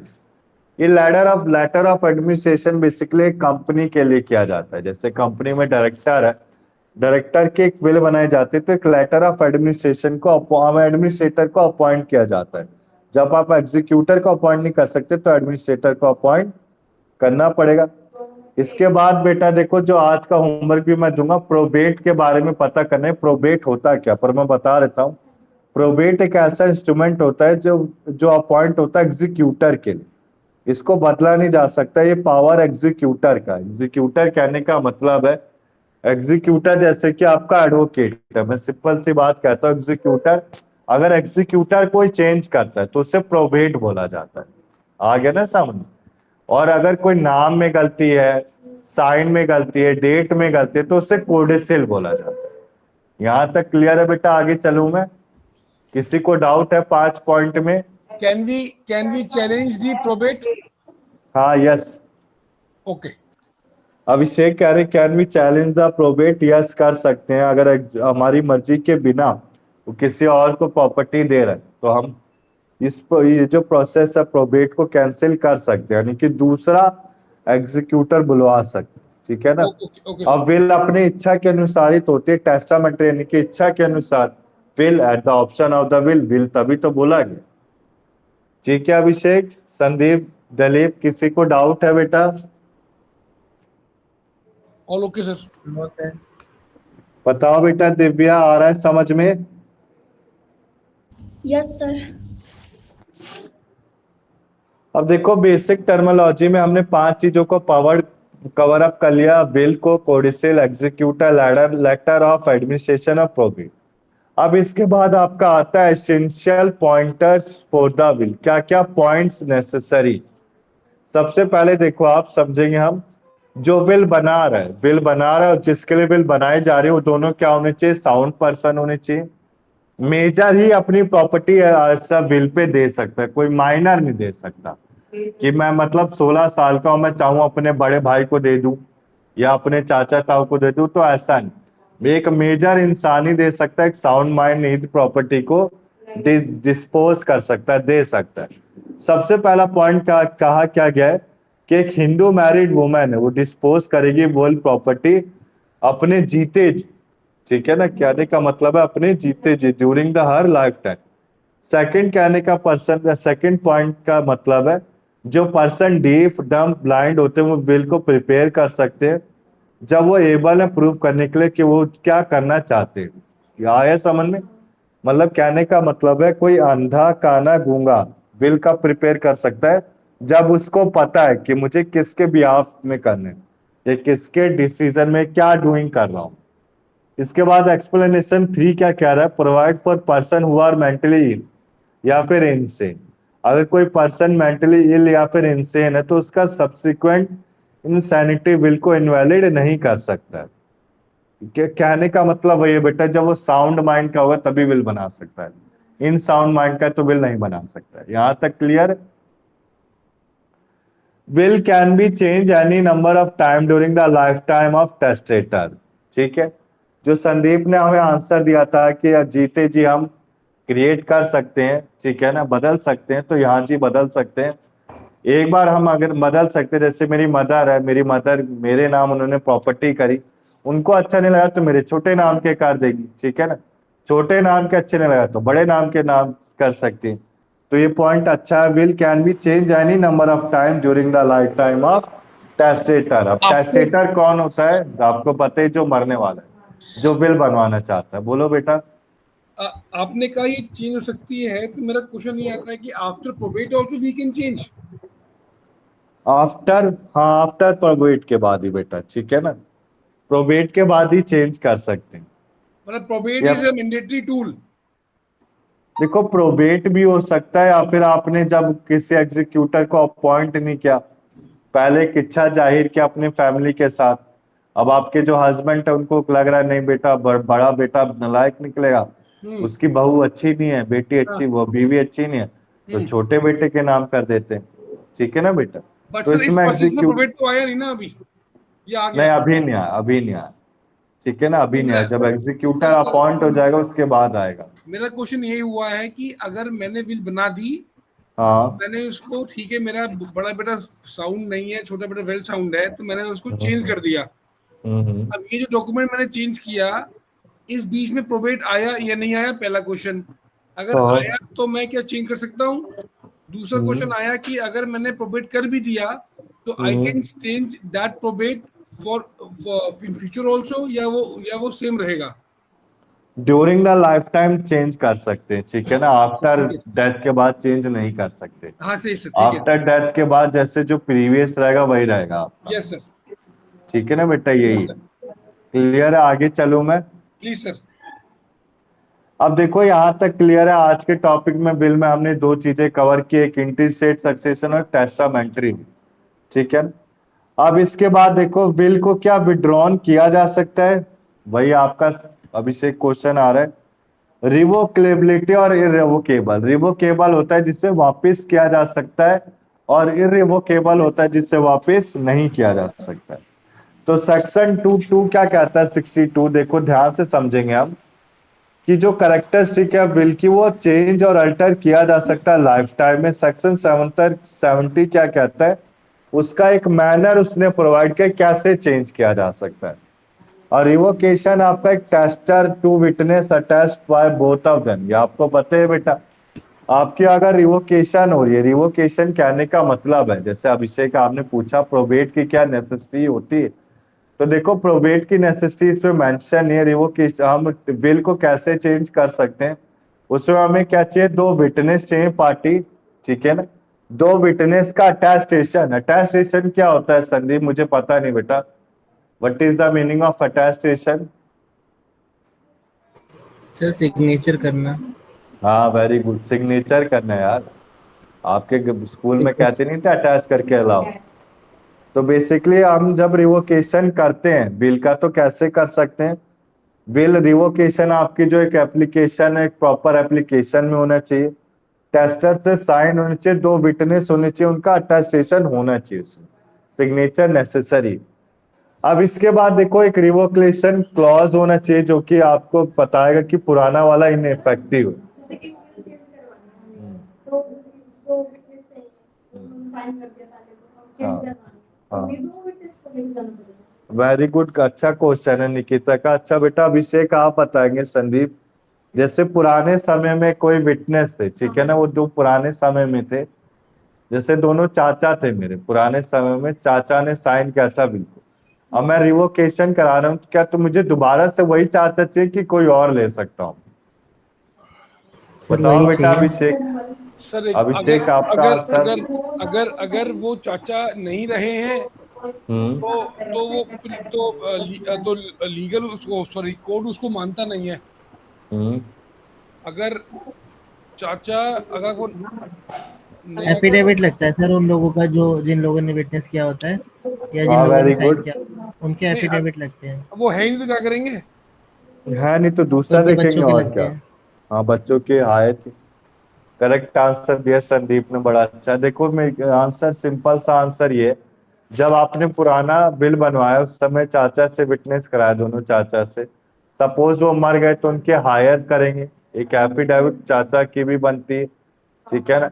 अब उस चाचा के एफिडेविट के थ्रू अगर वो जिंदा है चाचा, तो उनसे दोबारा से वही साइन करवा दिए जाते हैं। मर गए तो उनके हायर करेंगे, हायर उनका वारिस, जो हायर या उनका कोई जो घर की रखवाली करता है, ठीक है ना। आ गया बेटा समझ। अब मैं आपसे क्वेश्चन पूछता हूँ, जैसे बेटा आप किसी का पासपोर्ट बना होगा इसी से रिलेटेड, ठीक है ना। तो पासपोर्ट बनवाने के लिए विटनेस के साइन कराते हैं, तो उसमें घर के मेंबर को माना जाता है क्या? हाँ, घर के मेंबर से साइन करवाना होता है या फिर किसी पड़ोसी से पासपोर्ट पे साइन करवाना होता है? पड़ोसी। तो सेम बेटा पड़ोसी, मैंने चाचा का एग्जांपल इसी के लिए गलत लिया था कि पासपोर्ट का आइडिया याद रहा आपको, ठीक है ना। हम किसी पड़ोसी से कराते हैं, क्लियर है ना बेटा यहाँ तक।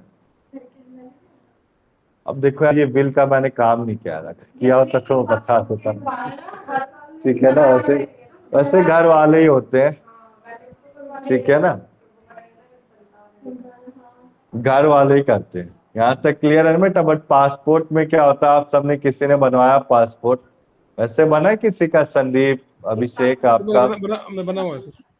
तो बना है ना बेटा। आपने बनवाया हो तो क्या पड़ोस घर के मेंबर से साइन करवाया था कि पड़ोसी से, जब पुलिस पड़ोसी से, ऑफिसर आया होगा घर में? बाहर हाँ, बाहर से ही पड़ोसी तो। से होता है। हाँ, पुलिस वाला घर पे आएगा, तहकीकात करता है, घर नाम है। हाँ, सेम ऐसे बिजली विभाग में भी होता है। बिजली पानी विभाग जब आप अपने नाम कराते हैं ना, तो इंस्पेक्शन के लिए आते हैं, फिर हाँ सर, पड़ोसी से पड़ोसियों के पूछते लगते हैं, हैं, उनके बिल साथ में ठीक है। लगते हैं। करेक्ट है बेटा। अब इसके बाद देखो, अगर मान लो, अब इसके बाद लास्ट पॉइंट क्या कहता है, अगर बिल मान लो आपका बंद हो गया, फट गया टेस्टर से या किसी अदर पर्सन से उसकी प्रेजेंस में, तो उसकी डायरेक्शन से उसको बदला जा सकता है।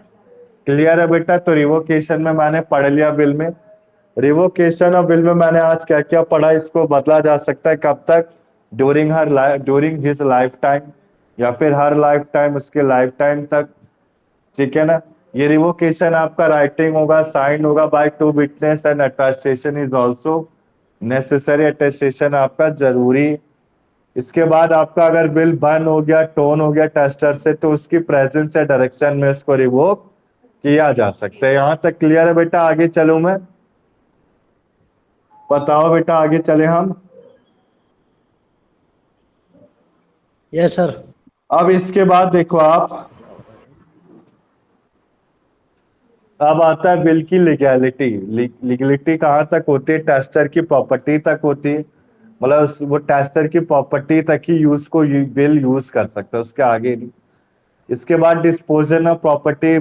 डिस्पोजन ऑफ प्रॉपर्टी कहने का मतलब है उसकी इच्छा है बेटा। डिस्पोजन कहने का मतलब, अगर मेरे नाम बिल है तो मेरी इच्छा है, मैं प्रॉपर्टी को छोड़ भी सकता हूँ, ठीक है ना, या फिर अलग घर में रह सकता हूँ। जरूरी नहीं है मैं कि अपने घर में रहूं, मैं अलग घर में भी रह सकता हूँ, ठीक है ना। इसके बाद आता है एनफोर्सिबिलिटी। एनफोर्सिबिलिटी कब होगी? टेस्टर के मरने के बाद। विल कब यूज कर सकता है प्रॉपर्टी को? टेस्टर के मरने के बाद। इसके बाद देखो, रजिस्ट्रेशन ऑफ विल कोई कंपलसरी नहीं है, रजिस्ट्रेशन एक यहाँ तक क्लियर है ना बेटा? Registration of will is not compulsory, but registration create a strong evidence of genuineness of the will. Clear है बेटा यहाँ तक? यस। मैंने आपको बताया, जैसे मेरे मदर थी, उनकी डेथ हो गई, अब बिजली का पानी का बिल मेरी मदर के नाम आता है, बिल उन्होंने मुझे नहीं बनाया था, तो कोई जरूरी नहीं है कि बिल बनाना जरूरी है। देखा क्या जाता है? इलेक्ट्रिसिटी और वाटर बिल देखा जाता है, ठीक है ना बेटा। यहाँ तक क्लियर है? आगे चलूं मैं? जब आगे चल के एडवोकेट बनोगे ना आप, तो आपसे जब कोई आएगा ना बनवाने के लिए। हाँ, जो आपने बताया था, जैसे that मेरे दादा की प्रॉपर्टी है, हाँ, ठीक है, वो हमने मेरे पापा के नाम हम्म, बट दादा में हम्म, पुराने जमाने के जो लिखित दस्तावेज कंप्लीट है वो कुछ है कुछ नहीं है, तो उस केस में क्या होगा? मतलब उस केस में पापा का जो है मतलब हो पाएगा? जिस केस में पापा के नाम अगर दस्तावेज है, जैसे खेतवनी होता है यूपी में जो रहता है, वो नहीं है ना, वो ही नहीं, वो नहीं है तो नहीं मिल सकती प्रॉपर्टी साथ। मतलब कुछ डॉक्यूमेंट है वो खेतवनी कहने का मतलब है जब आपकी प्रॉपर्टी होती है उत्तर प्रदेश में, खेतवनी की बुक बनती है। हाँ, उस बुक में आप ऑनलाइन अप्लाई कर सकते हो, ठीक है ना। अगर आपका पापा ड्यूरिंग हर लाइफ टाइम बना रखा है तो आपका बन जाएगा, ठीक है ना। या फिर आप अपने गांव के प्रधान से जाके बोलो तो वो बनवा सकता है। वो बनवा सकते हाँ हैं, बनवा वो सकता है। क्या- वो क्या देगा, वो उसको क्या बोलते हैं, हिंदी वर्ड ही बोलूंगा बेटा आपके सामने, फैमिली का लेखा जोखा, परिवार लेखा जोखा होता है। तो परिवार में आपके जितने भी मेंबर आते हैं ना, उसके बिहाफ पे आप क्लेम कर सकते हो ऑफिस में जाके। आप दिखा सकते हो कि मैं इस फैमिली का मेंबर था, मेरे दादा ने प्रॉपर्टी इस नाम नहीं की थी तो मैं इस नाम कराना चाहता हूँ। तो वो आपके नाम क्या करेगा, खेतवनी करेगा। क्लियर है ना बेटा। जैसे मेरे केस में थे, चलो मैं अपना एग्जांपल ले लेता हूँ। मेरे जब फादर की डेथ हुई, फिर मम्मी की डेथ हुई, तो खेतवनी जो थी ना, हम यूपी के मिश्रा हैं, तो हमारी जो प्रॉपर्टी थी बेसिकली वो खेतवनी पे बेस्ड होती है। हमने क्या करा, ऑनलाइन अप्लाई कर दिया। ऑनलाइन के बाद एक बुक बनती है। बुक हम किससे ले सकते हैं, या तो उधर जाके तहसीलदार से ले सकते हैं, या फिर प्रधान को बोलेंगे कि प्रधान दिलवाता है, ठीक है ना। अब हाँ, अब जैसे यूपी में होगा, यूपी में कोई यहाँ पे क्या होता है, अटॉर्नी होता है या फिर रजिस्ट्री होता है। यूपी में ऐसा कुछ नहीं होता बेटा। यूपी में क्या होता है, परिवार लेखा जोखा होता है। अभिषेक आपको कुछ नॉलेज है इसके बारे में? सर आई थिंक हम लोग उसकी बात तो नहीं कर रहे, जमाबंदी की। जमाबंदी नहीं बेटा, वो होता है जैसे जो प्रधान होता है ना गांव का, वो जी प्रधान एक परिवार लेखा जोखा बनाता है। उसने क्या बोला, जैसे मेरे गांव में प्रॉपर्टी है बेटा, वो जो प्रॉपर्टी है 100 स्क्वायर फीट की है, 100 बीघा, 100 बीघा नहीं 100 गज की है जो प्रॉपर्टी है, उसमें प्रॉपर घर बन रखा है। अब उसको मुझे अपने नाम कराना है। मैं आपकी नॉलेज के लिए बता रहा हूँ, आपसे कोई पूछे एडवोकेट बनने के बाद, तो परिवार के नाम कराना, मुझे अपने नाम कराना है, तो प्रधान आपसे सिंपली क्या बोलेगा, आपके नाम अगर परिवार लेखा जोखा बन रखा है, यानी कि परिवार में आपका नाम है, वो एक पेज प्रोवाइड करता है, ठीक है ना। अगर वो पेज है तो मतलब आपकी गांव की जमीन आपके नाम। बट खेत में क्या होता है, खेत में खेतवनी होना जरूरी है। क्लियर है ना बेटा। जैसे यहाँ पे क्या है, यहाँ पे हम घर बनाते तो रजिस्ट्री और पावर टोनी होने चाहिए। बट यूपी बिहार और जगह क्या होते हैं, जो बैकवर्ड क्लासेस होते हैं, अरे जो गांव इलाके नहीं होते, जहाँ पानी बिजली नहीं होती, तो वहां पे परिवार लेखा जोखा से हो जाता है। यही होता है बेटा, ठीक है ना। यहाँ तक क्लियर है। अब जैसे देखो, परिवार लेखा जोखा एक टेम्पररी है, कोई आके जाए तो कब्जा सकता है मेरी प्रॉपर्टी को। बट क्या है, अगर जैसे मैं जाऊं, परिवार लेखा जोखा दिखा के फिर अपने नाम प्रॉपर्टी करा सकता हूँ, मैं ये कहना चाहता हूँ, ठीक है ना। उसके बेस पे हो जाएगा। हाँ उसके बेस पे हो जाएगा, बट आपके यहाँ परिवार लेखा जोखा होना चाहिए। होना mandatory। हाँ मैंडेटरी। बताओ निकिता, आप पूछे थे कुछ। चलूं बेटा आगे मैं, संदीप, दलीप, अभिषेक, दिव्या, कोई डाउट है किसी को? अब थोड़ा स्पीड पकड़ता हूँ बेटा, अभी 2 टॉपिक और हैं, बिल खत्म होने वाला है। अब देखो आप ट्रांसफर, अब देखो मैं विल कहना चाहता हूँ, मैं विल क्या अपने जो नवजात बच्चा है अभी पैदा नहीं हुआ, उसके ना ट्रांसफर उसको कर सकता हूँ क्या? No no. Invalid, life in existence के बाद ही कर सकता हूँ, यस सर। ठीक है ना। आपको याद रखना है, लाइफ इन एग्जिस्टेंस के बाद ही हम विल बनवा सकते हैं। इसके बाद देखो, made transfer made to create perpetuity. Perpetuity कहने का मतलब क्या होता है बेटा, किसी को आइडिया है? लगातार मतलब आगे जनरेशन को करने से। हाँ मतलब कहने का मतलब है, आगे रिस्ट्रिक्शन है बिल की। कहने का मतलब है आप ये नहीं कर सकते कि आप बड़े बेटे के नाम ही प्रॉपर्टी करे जा रहे हैं, हर बार हर जनरेशन में बड़े बेटे छोटे बेटे को देख ही नहीं रहे हो, ऐसा नहीं देखना। इसके बाद बीक्वेस्ट क्या होता है बेटा, बीक्वेस्ट किसी को पता है बीक्वेस्ट क्या होता है? रिक्वेस्ट होता है सर वसीयत करना। नहीं, वसीयत करना क्या मतलब है करेक्ट, गूगल में अगर आप देख सकें तो। मतलब अपने बताओ बेटा। बेटे के नाम पे प्रॉपर्टी करना। अरे तो बेटे के नाम तो सही करना, इसमें रिस्ट्रिक्शन कैसे आ गई?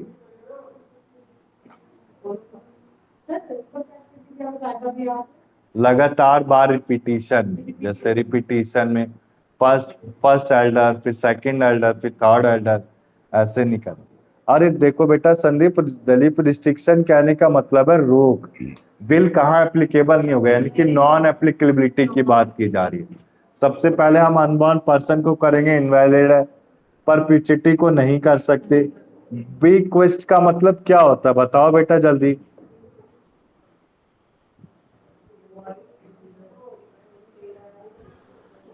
बताओ बेटा, बीक्वेस्ट कहने का मतलब क्या है? रिपीट करना सर। गूगल में सर्च किया बीक्वेस्ट क्या आ रहा है? सर मैंने मतलब अपनी पिछले प्रॉपर्टी अपने बेटे के नाम पे कर देना, या किसी मतलब किसी भी मतलब लड़के के या कहने बाहर का वाले के नाम मतलब पे। है, बीक्वेस्ट कहने का मतलब है अपनी फैमिली मेंबर को छोड़ के। ठीक है ना बेटा, इसका अगर असली मीनिंग लूं, बीक्वेस्ट का तो मतलब ट्रांसफर है। ठीक है ना बेटा, वो चेंज नहीं, ट्रांसफर प्रॉपर्टी कर रहा हूं किसी और के नाम। ठीक है ना, यहां तक क्लियर है? किसी को डाउट है बेटा इसमें? इसके बाद देखो, विल आपकी ऑब्टेन हो रखी है फ्रॉड, कोएर्जन या फिर इम्पॉर्चुनिटी से। विल बिक्वेस्ट हुई है अनसर्टेनिटी से। बिक्वेस्ट कंटीजेंट है, कंटीजेंसी यानी कि किसी इवेंट पे आपकी ट्रांसफर हैपनिंग होगा। आपका बिक्वेस्ट किसी इलीगल या इमूवेबल इमोरल कंडीशन पे, जो कि वॉइड है। यहां तक क्लियर है बेटा? आगे चलो, रिस्ट्रिक्शन। विल की हमने नॉन एप्लीकेबिलिटी पढ़ा कि अनबोर्न पर्सन के लिए अप्लाई नहीं कर सकते। ठीक है ना, इसके बाद परपेचुइटी हो गया, बिक्वेस्ट यानी कि ट्रांसफर किसी अदर फैमिली मेंबर के लिए। यहां तक क्लियर है? इसके बाद विल ऑब्टेन है किसी फ्रॉड, कोइजन, ये भी अप्लाई नहीं हो सकता। फ्रॉड मतलब ये आपका नॉन एप्लीकेबल में आएगा। कोई विल आपका वर्ड है अनसर्टेनिटी के लिए, या फिर बिक्वेस्ट बेस्ड है इलीगल इमोवेर। ये आ रहा है मुझे याद है इसका माने। वैसे बहुत सारा बिक्वेस्ट कहने का मतलब है जब इंसान मरने वाला है तो उसने क्लियरली मेंशन नहीं किया कि किसके नाम प्रॉपर्टी होगी। ठीक है ना, मैंने पिछली क्लास में भी पढ़ा था एलएलबी फर्स्ट ईयर में, किसी डेथ पर्सन के लिए होता है बेटा। ठीक है ना, यहाँ तक क्लियर है? आगे चलो, मैं अभिषेक, संदीप, यस सर। दलीप, दिव्या, आ रहा है समझ में? Yes yes sir. सर। अब बेटा देखो, आपका जो ये विल है ये यहीं तक खत्म है। इसके बाद ये टाइप्स ऑफ विल है, फिर थोड़ा स्पीड में चलूंगा मैं। ठीक है ना, फिर इजी इजी टॉपिक है। कॉन्करेंट विल देखो, मैं ऊपर से बताता हूँ कॉन्करेंट विल कौन से होते हैं। जिन कॉन्करेंट विल मीनिंग क्या होगा बेटा बताओ? कॉन्करेंट विल कहने का मतलब क्या है आपका? मतलब जिसमें दो पार्टियों की मतलब कंसेंट हो सर। हाँ वेरी गुड, जिसमें दो पार्टी का कंसेंट हो। इसके बाद कंडीशनल एंड कंटिजेंट विल, जो किसी कंटिजेंट इवेंट पे बेस्ड हो। इसके बाद जॉइंट विल यानी कि मदर फादर दोनों एक साथ मिलके विल दे रहे हैं। फिर इसके बाद म्यूचुअल यानी कि फादर का म्यूचुअल डिसीजन है। इसके बाद लास्ट में आता है प्रिविलेज। अब प्रिविलेज और अनप्रिविलेज दो विल होते हैं बेटा। ठीक है ना, इसमें मेंशन है। प्रिविलेज विल क्या होता है, मैंने आपको बताया, जैसे कोई प्रिविलेज है जिसकी डेथ होने वाली है, और डेथ होने होते आर्मी का ऑफिसर, ये बेसिकली मूवेबल प्रॉपर्टी के लिए होता है। ठीक है ना, विल आपका इमूवेबल प्रॉपर्टी है, बट प्रिविलेज विल क्या होता है, मूवेबल प्रॉपर्टी है। जैसे कि आपकी कोई प्रॉपर्टी है, जैसे मैं आर्मी का बंदा हूं, मुझे गोली लगने वाली, तो मैंने गोली लगने से पहले क्या बोल दिया, ऐसा कर भाई ये बंदूक। अब बंदूक क्या मेरी थी ना, रिवॉल्वर, राइफल को मैंने अपने पर्सन को ट्रांसफर कर दिया। ठीक है ना, तो एट द स्पॉट कोई विल को अगर हम बोलते हैं तो वो क्या होती है आपकी, प्रिविलेज विल होती है। यहां तक क्लियर है बेटा? किसी को डाउट है इसमें? बताओ नो सर। बेटा, टाइप्स ऑफ विल आ गया समझ में? आगे चलूं मैं? Yes sir. अब इसके बाद आता है आपका टॉपिक स्त्रीधन। स्त्रीधन और गिफ्ट, लास्ट टू टॉपिक रहेंगे। देखो, हमने विल में 2 टॉपिक कवर किया आज, entry state succession class 1 class 2, एग्नोट्स कॉग्नोट्स। फिर हमने पढ़ा टेस्टामेंट्री विल के कुछ कंडीशन, उसके रिस्ट्रिक्शंस, कब रिवोकेशन ले सकते हैं, क्या उसके टाइप्स होते हैं विल के। आज का जो टॉपिक है, अब लास्ट 2 टॉपिक रह गए, स्त्रीधन और आपका क्या रह गया है, गिफ्ट रह गया। ठीक है, गिफ्ट आपका बेटा LLB सेकेंड ईयर में भी आएगा, ऑन गिफ्ट आपका उसमें प्रॉपर्टी लॉ में भी आता है। ठीक है ना, सेक्शन 122 से। अब देखो स्त्रीधन बेसिकली है क्या, स्त्रीधन बेसिकली क्या है, इसको समझाता हूं मैं। स्त्रीधन होता क्या है, जैसे स्त्रीधन कोई लेडी अपने साथ कोई नेकलेस का सेट लाई है, ठीक है ना, या कोई अपनी प्रॉपर्टी लाई, जब उसको कोई फोर्स नहीं किया गया डाउरी के लिए, ठीक है ना। कहने का मतलब है पहले के जमाने में लोग अपनी इच्छा खुशी से अपनी बेटी को टीवी दे दिया, वो बाइक दे दी, या नेकलेस का सेट दे दिया, सिंपल एक नेकलेस का सेट है, तो जो ज्वेलरी दी है वो क्या बोला जाएगा, स्त्रीधन, यानी कि वो स्त्री का धन। क्लियर है बेटा, स्त्रीधन एक प्रॉपर्टी होता है वुमेन का, जिसका एक एब्सोल्यूट राइट है। इसमें लिमिटेड राइट होते हैं नॉन स्त्रीधन प्रॉपर्टीज में। अब ये स्त्रीधन क्या होता है, प्रॉपर्टी जो रिसीव्ड हुए गिफ्ट प्रेजेंट वुमेन को, उसके parent husband, close relation of parent husband either at the time of marriage और अदर ओकेजन। यहाँ तक क्लियर है बेटा, स्त्रीधन सबको आ गया समझ में अभिषेक। Yes, sir. मैरिज के समय जैसे स्त्री, अब जैसे लड़की वाले, अब बेटा मैं आपसे पूछूंगा लड़की वाले लड़के वाले, अब जैसे मेरी शादी हो रही, मेरी शादी में कैश के एनवेलप आए, तो मेरे हुए कि मेरी वाइफ के हुए?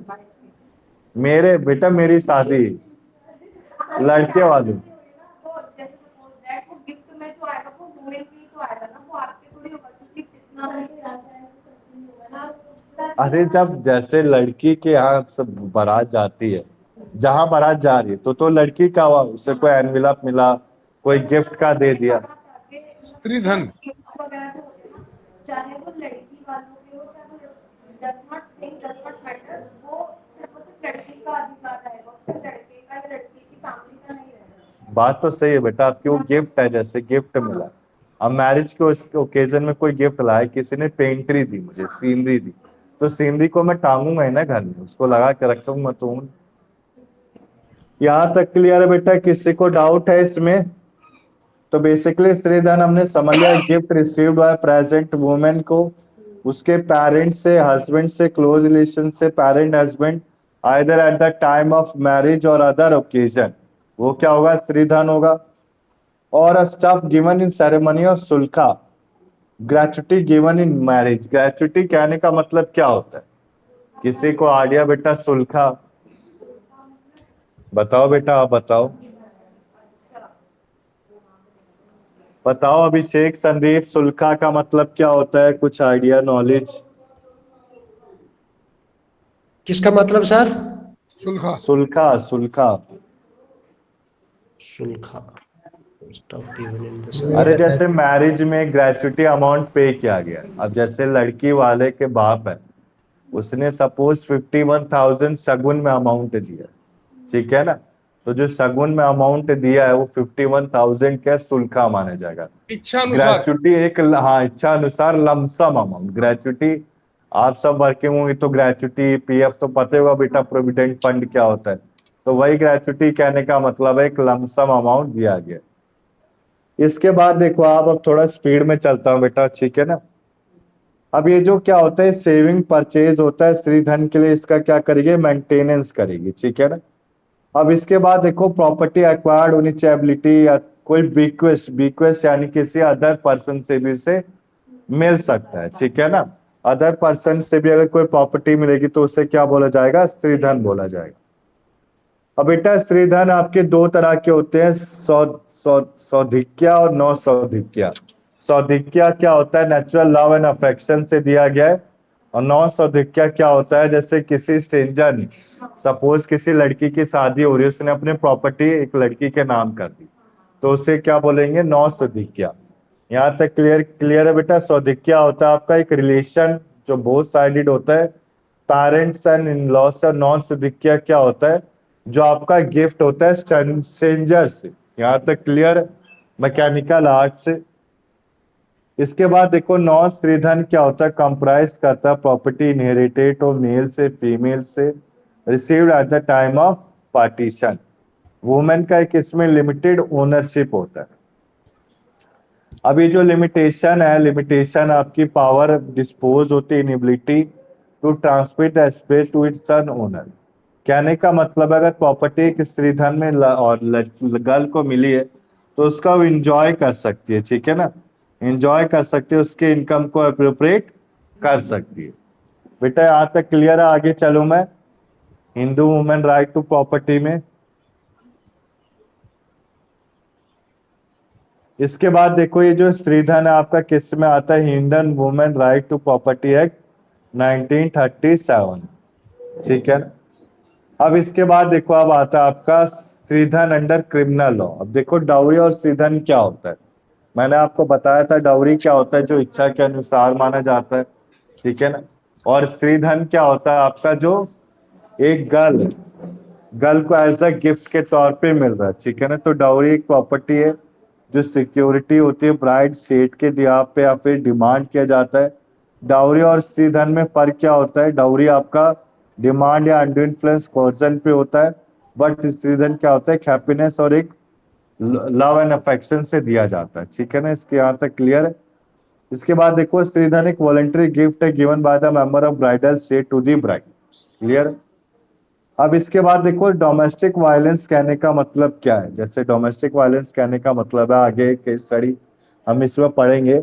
एक गर्ल को एक ज्वेलरी का सेट मिला, अब ज्वेलरी के सेट को उसने अपनी सासू माँ को दे दिया, ठीक है ना। अब सासू माँ ने उसको देने से मना कर दिया, तो इस केस में बेटा ये जो ज्वेलरी का सेट है गर्ल के लिए क्या स्त्रीधन है कि नहीं? स्त्रीधन है, क्लियर है ना बेटा यहाँ तक? तो बेसिकली डोमेस्टिक वायलेंस में क्या बोला गया है, स्त्रीधन को इसमें इंक्लूड किया गया हाउसहोल्ड नेसेसिटीज में। क्रिमिनल ब्रीच बताया गया कि एक वुमेन फाइल कर सकते हैं criminal breach of trust and misappropriation of her stridhan under section 405 406 of Indian penal code.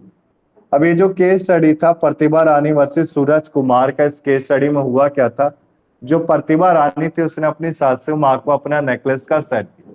अब नेकलेस का सेट कोई डाउरी में मांगा नहीं गया था, वो अपने साथ स्त्रीधन लाई थी, उसने अपने सासू माँ को दिया। अब उसकी सासू माँ ने ट्रस्ट उसका गवाह के मतलब ऐसा ट्रस्ट उसने दिया था, ट्रस्ट उसको एक तरह से जानबूझ के फ्रॉडुलेंट क्या करा, उसको अपने लॉकर में डलवा दिया बैंक में।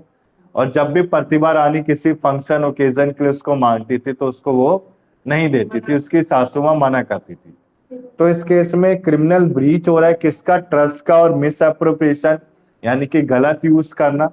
तो वाइफ क्या कर सकती है, क्लेम कर सकती है किसके अंडर, सेक्शन 406 और 405 406 आईपीसी के अंदर। आईपीसी आप पढ़ेंगे first year LLB first year में आएगा। यहां तक क्लियर है बेटा? आगे चलो मैं संदीप, बताओ बेटा। अभिषेक, दलीप, दिव्या आया थोड़ा बहुत समझ में? Yes sir. पक्का आ रहा है ना stridhan? Yes sir. Easy topic है बेटा, ज्यादा कठिन नहीं है, इसलिए मैं ज्यादा टाइम नहीं लगा रहा इसमें। दिव्या आपको आ रहा है समझ में? Yes sir. ठीक है बेटा।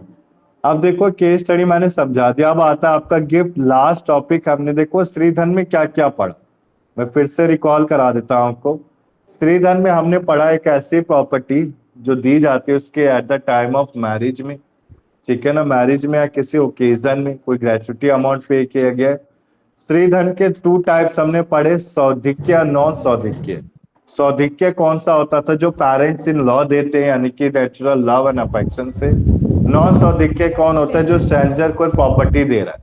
सपोज किसी स्ट्रेंजर ने प्रॉपर्टी को दिया है तो उसको हम राइट यूज कर सकते हैं, उसको इनहेरिट नहीं कर सकते, बच्चे को नहीं ट्रांसफर कर सकते। स्त्रीधन में हमने ये चीज कवर अप की। इसके बाद मैंने स्त्रीधन में पढ़ा है बेटा डाउरी और स्त्रीधन में क्या फर्क होता है। डाउरी बेसिकली आपका क्या होता है, डाउरी आपका एक ब्राइडल डाउरी डिमांड की जाती है, अंडर इन्फ्लुएंस के हिसाब से होती है, कोर्जन होता है, एक डाउरी डिमांड की जाती है। बट स्त्रीधन में कोई डिमांड नहीं होती, गर्ल अपनी फ्रीडम चॉइस से अपने पेरेंट्स के बिहाफ पे लाती है, क्लियर। इसके बाद मैंने आपको एक केस स्टडी बताया प्रतिभा रानी वर्सेस सूरज कुमार का। इस केस स्टडी में बेसिकली था क्या कि आपका वाइफ के क्रिमिनल ब्रीच के लिए ट्रस्ट मिस अप्रोप्रिएशन के श्रीधन के लिए अप्लाई कर सकती है। जब उसने ट्रस्ट के लिए दिया और ट्रस्ट में उसको क्या नहीं मिल रहा है, अपना श्रीधन की प्रॉपर्टी से वापस नहीं दी जा रही। यहां तक क्लियर है बेटा? किसी को डाउट है? आगे चलूं श्रीधन, आगे चले हम, बताओ बेटा अभिषेक, क्लियर है? Yes sir. ये माइक बेटा किसी का चल रहा है, एक बार माइक म्यूट कर लेना यार, ठीक है? अभी बात करनी है ना मुझे, ठीक है? दलीप आप ही का चल रहा था। अब देखो इसके बाद स्त्रीधन के बाद आता है आपका गिफ्ट। अब ये गिफ्ट मैंने आपको पहले बताया बेटा, गिफ्ट अभी आप पढ़ लो, गिफ्ट आपका आएगा कब, किस में आएगा? ट्रांसफर ऑफ प्रॉपर्टी एक्ट में आएगा। क्लियर है बेटा? ठीक है ना? तो गिफ्ट देखो आपका पर्सन अगर डाइट हो जाता, अब जैसे मैं आपसे पूछता हूँ, जैसे जो मेरे फादर थे, मेरे जो परदादा थे, परदादा ने मरने से पहले बोला कि बेटा ऐसा करना, तो मेरे जो पापा हैं उनके नाम करके जाना, मेरे बड़े बड़े ताऊ को बोला। अब बड़े ताऊ ने बेईमानी कर दी, बड़े ताऊ ने प्रॉपर्टी मुझे दी। तो कहने का मतलब है गिफ्ट अगर किसी को दी जाती है तो उसमें कोई क्लेम नहीं ले सकता। क्लियर है ना बेटा? उसमें कोई पार्टीशन हो ही नहीं सकता, कोई चांस ही नहीं है पार्टीशन होने का, वो तो दिया गया। हाँ वेरी गुड, हक उसी का होगा जिसको दिया गया। नहीं, हाँ बच्चों को होगा, बच्चों को आप हाँ अपनी मर्जी से दे सकते हैं, ठीक है ना? तो देखो बेटा गिफ्ट में दो पार्टीज होते हैं आपके, डोनर और डोनी, ठीक है ना? डोनर अगर किसी डोनी को प्रॉपर्टी ट्रांसफर करता है, इमूवेबल प्रॉपर्टी की बात की जा रही है, अगर कोई इमूवेबल प्रॉपर्टी ट्रांसफर करता है तो उसमें कोई पार्टीशन होता नहीं है। सबसे पहली बात हमने ये समझी, ठीक है ना? पार्टीशन ना होने के बाद अगर पर्सन अपनी प्रॉपर्टी को जिस डोनी को दिया गया है वो अपनी प्रॉपर्टी का विल करा सकता है। क्लियर है बेटा? यहां तक किसी को डाउट है इसमें? अब देखो पर्सन अगर डाइड हो गया डिस्ट्रीब्यूट करने से पहले तो टेस्टामेंट्री हो गया, फिर इंटरस्टेट सक्सेशन होगा। क्लियर है बेटा? अगर मरने से पहले अगर प्रॉपर्टी का वो वसीयत नहीं होती और उसको ट्रांसफर किया जाता है तो उसे क्या बोला जाता था? एक तरह से गिफ्ट बोला जाता था। अब गिफ्ट होता क्या बेटा? गिफ्ट क्या डेथ के बाद दिया जा सकता है कि अलाइव में दिया जाएगा? बताओ बेटा, आंसर करो अभिषेक। आप अलाइव अलाइव अलाइव। जब इंसान जिंदा रहता है तभी आप गिफ्ट को दे सकते हैं। यस। मरने के बाद नहीं दे सकते। And this will be a kind of gift deed. Donor and donee both are alive. अब देखो मैं इसको सेक्शन 122 जब एलएलबी सेकेंड ईयर में आओगे तो इसे डिटेल में पढ़ेंगे, तब भी पढ़ेंगे, अभी भी प्रॉपर्टी लॉ में आएगा। LLB second year property law जब पढ़ोगे उसमें आएगा, अभी बता देता हूं तब भी।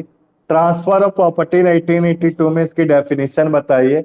गिफ्ट आपका दोनों हो सकता है, movable property voluntary without consideration से, जो एक डोनर से डोनी को दिया जाएगा, जो एक्सेप्टेंस कौन करेगा? डोनी करेगा। अब इसके एक्सेप्टेंस कब मेड हो सकती है? During the life time of donor while he is still capable of give. अगर मान लो डोनी डाई हो गया बिफोर एक्सेप्टेंस तो गिफ्ट क्या होगा आपका? वाइड हो जाएगा। क्लियर है बेटा? यहां तक कहने का मतलब है मुझे कोई गिफ्ट दे रहा हूं, मैं मर गया, मैंने एक्सेप्टेंस दी नहीं उसे, तो मेरा गिफ्ट वाइड हो जाएगा, वापस किसके पास चला जाएगा? डोनर, जो दे रहा है उसी के पास चला जाएगा। क्लियर है बेटा? डाउट है इसमें किसी को? अब देखो क्या क्या प्रॉपर्टी को गिफ्ट दिया जा सकता है। सबसे पहले स्मॉल पोर्शन को पार्टनर प्रॉपर्टी फादर की, स्त्रीधन वुमेन का, विडो को कोई गिफ्ट प्रॉपर्टी में हिस्से में दे दी गई है, कोई इम्पार्शियल प्रॉपर्टी आ गया जिसमें कोई स्पेशल कस्टम अप्लाई नहीं होता, separate and self occupied property आ गया, एक्वायर्ड प्रॉपर्टी आ गया, या फिर कोई को पार्टनर का इंटरेस्ट। यहां तक क्लियर है बेटा? किसी को डाउट है इसमें? बताओ बेटा अभिषेक, संदीप। ठीक है सर। No sir. तो देखो किस किस प्रॉपर्टी को गिफ्ट दिया जा सकता है। सबसे पहले stridhan of women, small portion of को पार्टनर प्रॉपर्टी, विडो को क्या दिया जा सकता है? स्मॉल पोर्शन दिया जा सकता है इच्छा के अनुसार, जब अगर उसका हस्बैंड देना चाहता है। ठीक है ना, but she can not do so by will के हिसाब से नहीं कर सकती। इसके बाद देखो सेपरेट सेल्फ एक्वायर्ड प्रॉपर्टी दिया जा सकता है, को पार्टनर का इंटरेस्ट भी दिया जा सकता है। यहां तक क्लियर है बेटा, किसी को डाउट है इसमें? इसके बाद देखो कंडीशन विल की किस किस में दी जाती है। Condition for a valid gift, अब वैलिड गिफ्ट के क्या क्या कंडीशन। सबसे पहले देखो आप, गिफ्ट को बनाने के लिए क्या क्या कैपेसिटी है। सबसे पहला हिंदू होना चाहिए, मेजर 18 साल से ऊपर का होना चाहिए, साउंड माइंड होना चाहिए। यहाँ तक क्लियर है ना बेटा? सर जो पहले खाने से पहले जो बच्चे गिफ्ट देते हैं वो वैलिड होते हैं? हाँ वैलिड होते हैं। ये बेटा इमूवेबल प्रॉपर्टी की बात की जा रही है, ठीक है ना। इमूवेबल प्रॉपर्टी, मूवेबल तो जैसे गाड़ी घोड़ा कार टॉय ये बात करो ना, ये सब नहीं आता, ठीक है ना। कंडीशन फॉर वैलिड गिफ्ट कहने का मतलब है बेटा लैंड, लैंड की बात कर रहा हूं मैं। लैंड कब दे सकते हैं, कैपेसिटी कब है, जब वो साउंड माइंड है, 18 साल से ऊपर है, मेल और फीमेल है, ठीक है ना। जैसे मैं आपसे पूछता हूँ नारायण मंगलम है बेटा, आपने सुना होगा इंस्टाग्राम रील या न्यूज में, नारायण मंगलम ने शेयर्स दिए अपने अनबॉर्न चाइल्ड को, कुछ करोड़ में शेयर्स है, मैंने ऐसे देखा था कहीं पढ़ा था। तो बेटा क्या वो मूवेबल है शेयर्स की इमूवेबल है, पहले आप आंसर करो। क्लियर है ना बेटा? तो 18 साल से पहले क्या दे सकते हैं, मूवेबल प्रॉपर्टी दे सकते हैं, बट इमूवेबल प्रॉपर्टी की बात होगी तो 18 साल के बाद ही दे सकते हैं, ठीक है ना, जिसपे उसका विल भी होता है। अब इसके बाद देखो इमूवेबल प्रॉपर्टी रजिस्टर्ड इंस्ट्रूमेंट होना चाहिए, साइन इसमें अटैच होंगे 2 विटनेस के। मूवेबल प्रॉपर्टी आपका ट्रांसफर होगा या फिर रजिस्टर्ड इंस्ट्रूमेंट या फिर आपका डिलीवरी से। यहां डाउट है बेटा किसी को? अभिषेक, संदीप, दलीप, डाउट है बेटा? दिव्या? No sir.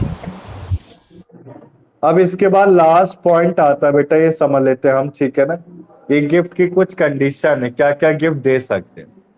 सबसे पहले देखो आप, गिफ्ट का अगर आपको मिल रहा है तो आप उसको अगर मना करते हो लेने से तो क्या हो जाएगा, वॉइड हो जाएगा।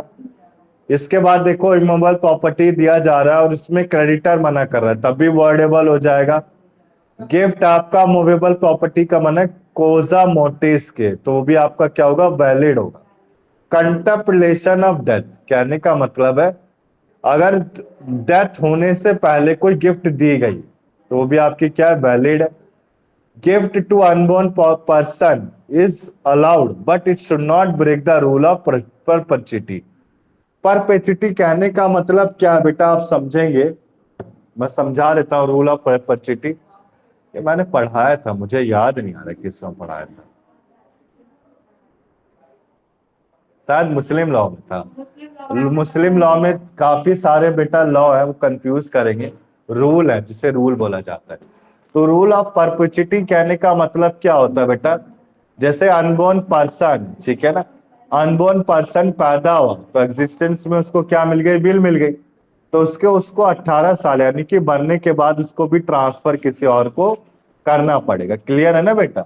तो रूल ऑफ परपेचुइटी क्या कहने का मतलब क्या होता है, एक पर्सन दूसरे को ट्रांसफर करेगा, फिर दूसरा किसको करेगा, तीसरे को करेगा। यहां तक क्लियर है ना बेटा? जैसे फर्स्ट क्या है, अनबोर्न पर्सन है, अनबोर्न पर्सन किसको देगा, लाइफ इन एग्जिस्टेंस आने के बाद। अब लाइफ इन एग्जिस्टेंस के बाद वो किसको देगा, अपने बेटे को, फिर बेटा किसको देगा, पर बेटे को देगा। यहां तक क्लियर है बेटा? आगे चलूं मैं? बताओ बेटा, अभिषेक, संदीप, दलीप, क्लियर है? Yes sir. Yes sir. अब इसके बाद देखो ऑक्शनेबल क्लेम क्या होता है। ऑक्शनेबल क्लेम बताएंगे बेटा एक बार संदीप, क्या होता है? टीपी क्या होता है सर? सर जो TPA, transfer property law, transfer of property act, ठीक है ना, टीपीए।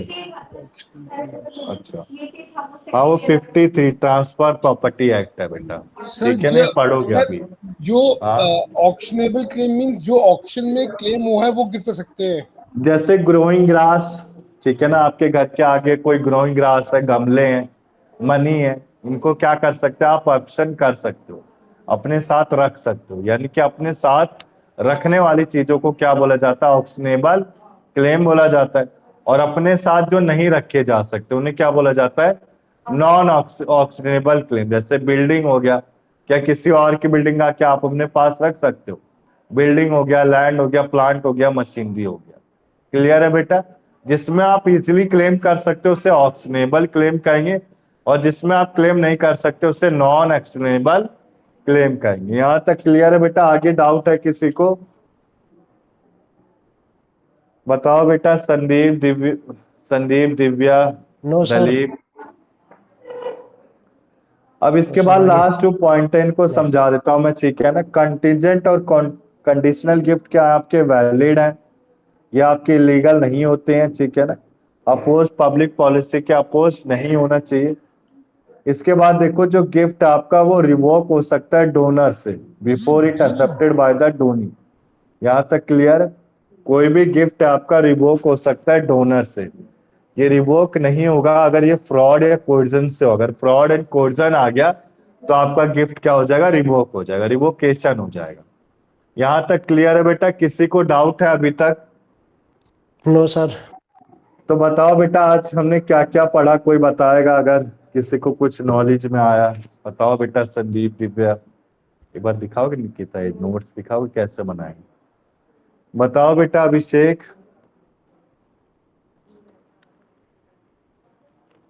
अभिषेक, संदीप, दिव्या, दलीप, Interstate बताओ बेटा। successions. क्या?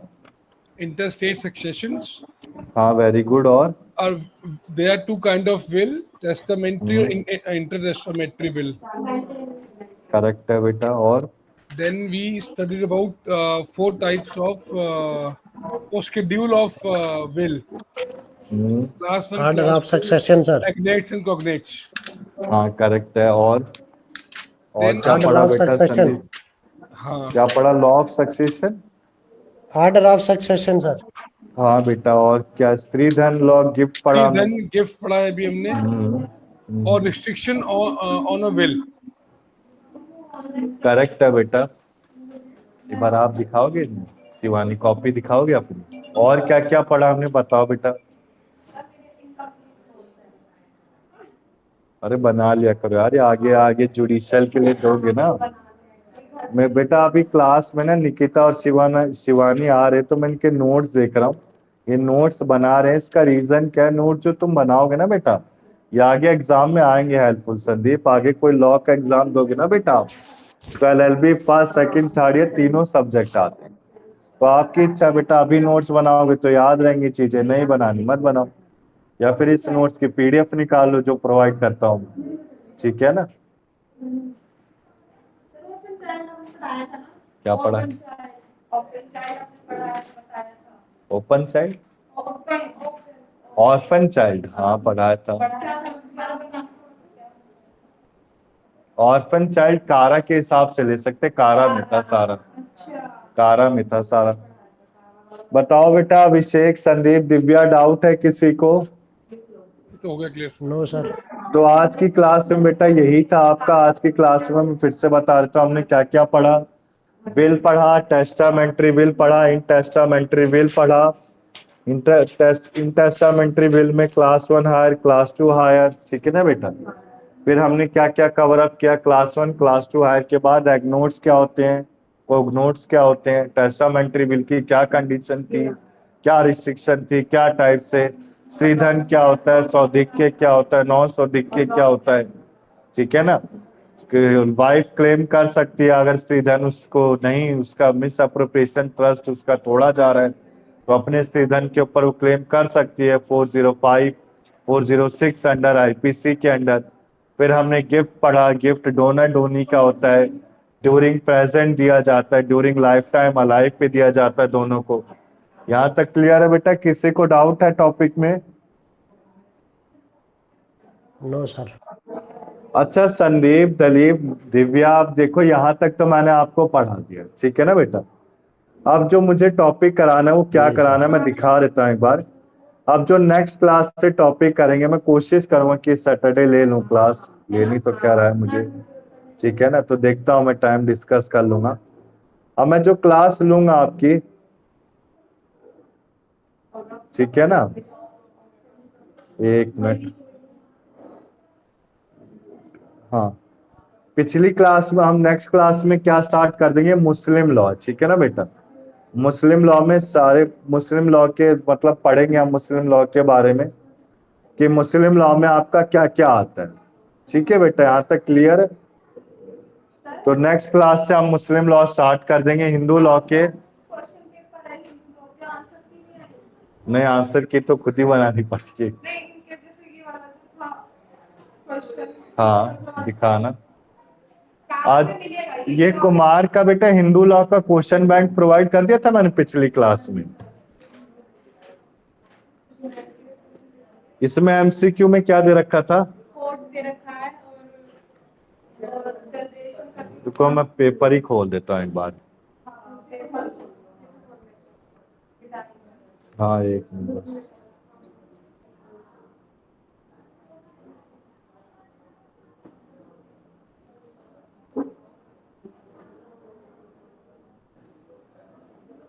ये बेटा ये सबके पास से कुमार की बुक पहुंच गई थी ना हिंदू लॉ की?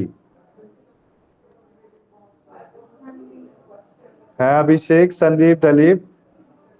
Yes sir. एक एक क्वेश्चन है ये निकिता ने पूछा, आंसर कर दूं मैं 70 का आंसर। इसको सॉल्व करो बेटा कोच।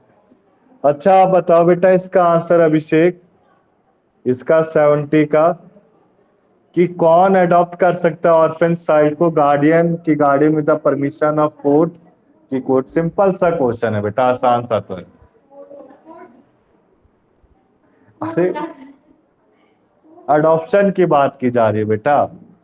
बताओ संदीप क्या आंसर है 70 का?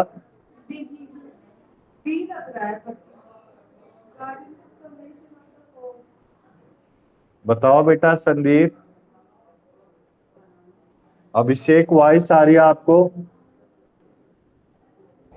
ये आएगा सर इसका ये। ए गार्डियन। Yes sir. इसको गूगल कर लेना। वैसे इसका आंसर मुझे भी गार्डियन ही लग रहा है। कोर्ट क्या क्यों करेगा ऑर्फन कोर्ट चाइल्ड यूज को कर सकते। अडॉप्शन की? अडॉप्ट कर रहा है वो बच्चे को। हाँ थोड़ा कंफ्यूजिंग क्वेश्चन है, क्वेश्चन थोड़ा कंफ्यूजिंग।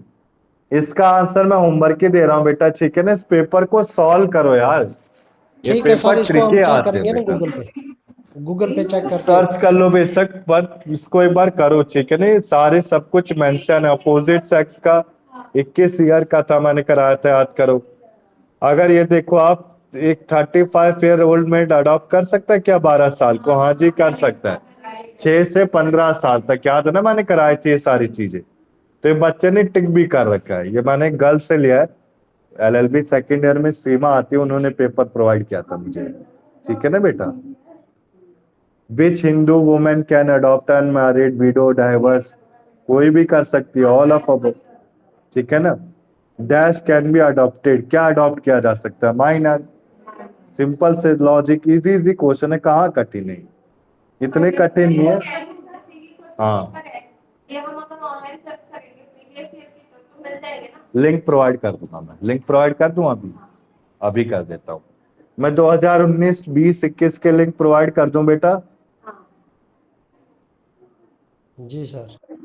ठीक है ना, मैं लिंक प्रोवाइड कर दूंगा। एक बार उस लिंक को टैप करना। लिंक को टैप करने के बाद ना उसमें एलएलबी सेकंड ईयर के पेपर नहीं है बेटा, फर्स्ट ईयर और थर्ड ईयर के। जिस यूनिवर्सिटी से आप कर रहे हो ना, डॉक्टर भीमराव अंबेडकर आगरा यूनिवर्सिटी से आप कर रहे हो, उसी कॉलेज पेपर को प्रोवाइड करूंगा। मैं वही तो बोल रही हूँ यूट्यूब पे मिल जाएगा बट कह रहे हैं यूट्यूब पे नहीं है, यूट्यूब पे कम मिलेगा, मैं वो लिंक ही प्रोवाइड कर दूंगा, हाँ लिंक। ठीक है ना? तो आज की क्लास को बेटा इतना ही रखे हम। ठीक है सर, या थैंक यू। एक मिनट मैं लिंक दिखा दूं बेटा, नहीं तो आप तो देख देख कई बच्चे है ना देखेंगे नहीं। एक सेकंड रुको बस, मैं लिंक दिखा देता हूँ। लिंक दिखेगा कैसे, ठीक है ना?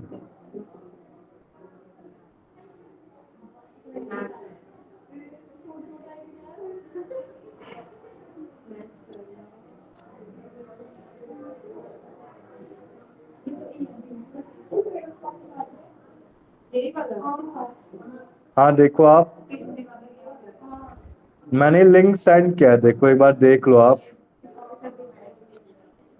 ठीक है ना? स्क्रीन में दिखा रहा हूँ लिंक। ये लिंक को टैप करोगे ना बेटा आप, तो लिंक ऐसे कुछ खुलेगी, दिखा सबको? तो इसमें आप एलएलबी, जो आपका एलएलबी 1 है, जैसे 2022 का पेपर है, मैंने इसको ओपन किया, आर्बिट्रेशन कांसिलेशन का, ठीक है ना। अब यार ये भेजा तो है PYQ, इसको खोल लेना बेटा, ये पेपर फिर आपके सामने ओपन हो जाएगा। क्लियर है? क्या कैसे किया? अरे यार बेटा, मोबाइल ही तो चलाना है, मोबाइल ही तो चलाना है, सिंपल सी वाणी। किया ना? आ गया ना समझ में? अभिषेक वॉइस आ रही है आपको? Yes sir. ठीक है, Yes, तो sir, yes, ऐसे sir. कर सकते हो ना। तो ये लिंक बेटा कर दोगे ना ओपन, ऐसे टैप करना आप, फिर लिंक खुल जाएगा। जो आपका एलएलबी फर्स्ट ईयर, वो नीचे ही है पेपर, ठीक है ना। 2019 के हैं, जो इस साल के हो तो प्रोवाइड कर ही रहा हूं मैं, पिछले साल वाले, ठीक है। ठीक है ना बेटा, फिर आज की क्लास हम इतनी रखें। Okay sir, thank you. ठीक है बेटा, फिर नेक्स्ट क्लास से क्या करेंगे, मुस्लिम लॉ स्टार्ट। सर पहले ना ठीक है सर। Right, sir. कौन सा? जो पढ़ाओगे हाँ PDF, हाँ अभी भिजवा देता हूँ, ये सही याद दिलाया, अभी भिजवा देता हूँ PDF। मुस्लिम लॉ के PDF प्रोवाइड कर दूंगा, ठीक है ना। जो 4 क्लासों में, 2 क्लासों में मुस्लिम लॉ चलेगा, ठीक है बेटा। सैटरडे देखता हूँ, टाइम का इशू हो जाता है मिस के लिए, मैडम बता देंगे आपको। नहीं तो संडे तो होनी है क्लास आपकी, ठीक है। अभिषेक, संदीप, दलीप, दिव्या, आप जा सकते हो बेटा, आज की क्लास इतनी Okay, है। thank you, sir. Thank you. ठीक Thank है you, बेटा, sir. जा Thank you. सकते हो, ठीक है बेटा, जा सकते हो बेटा आप। संदीप जा सकते हो आप बेटा, जी सर। ठीक है बेटा, बाय सर। बाय बेटा, बाय।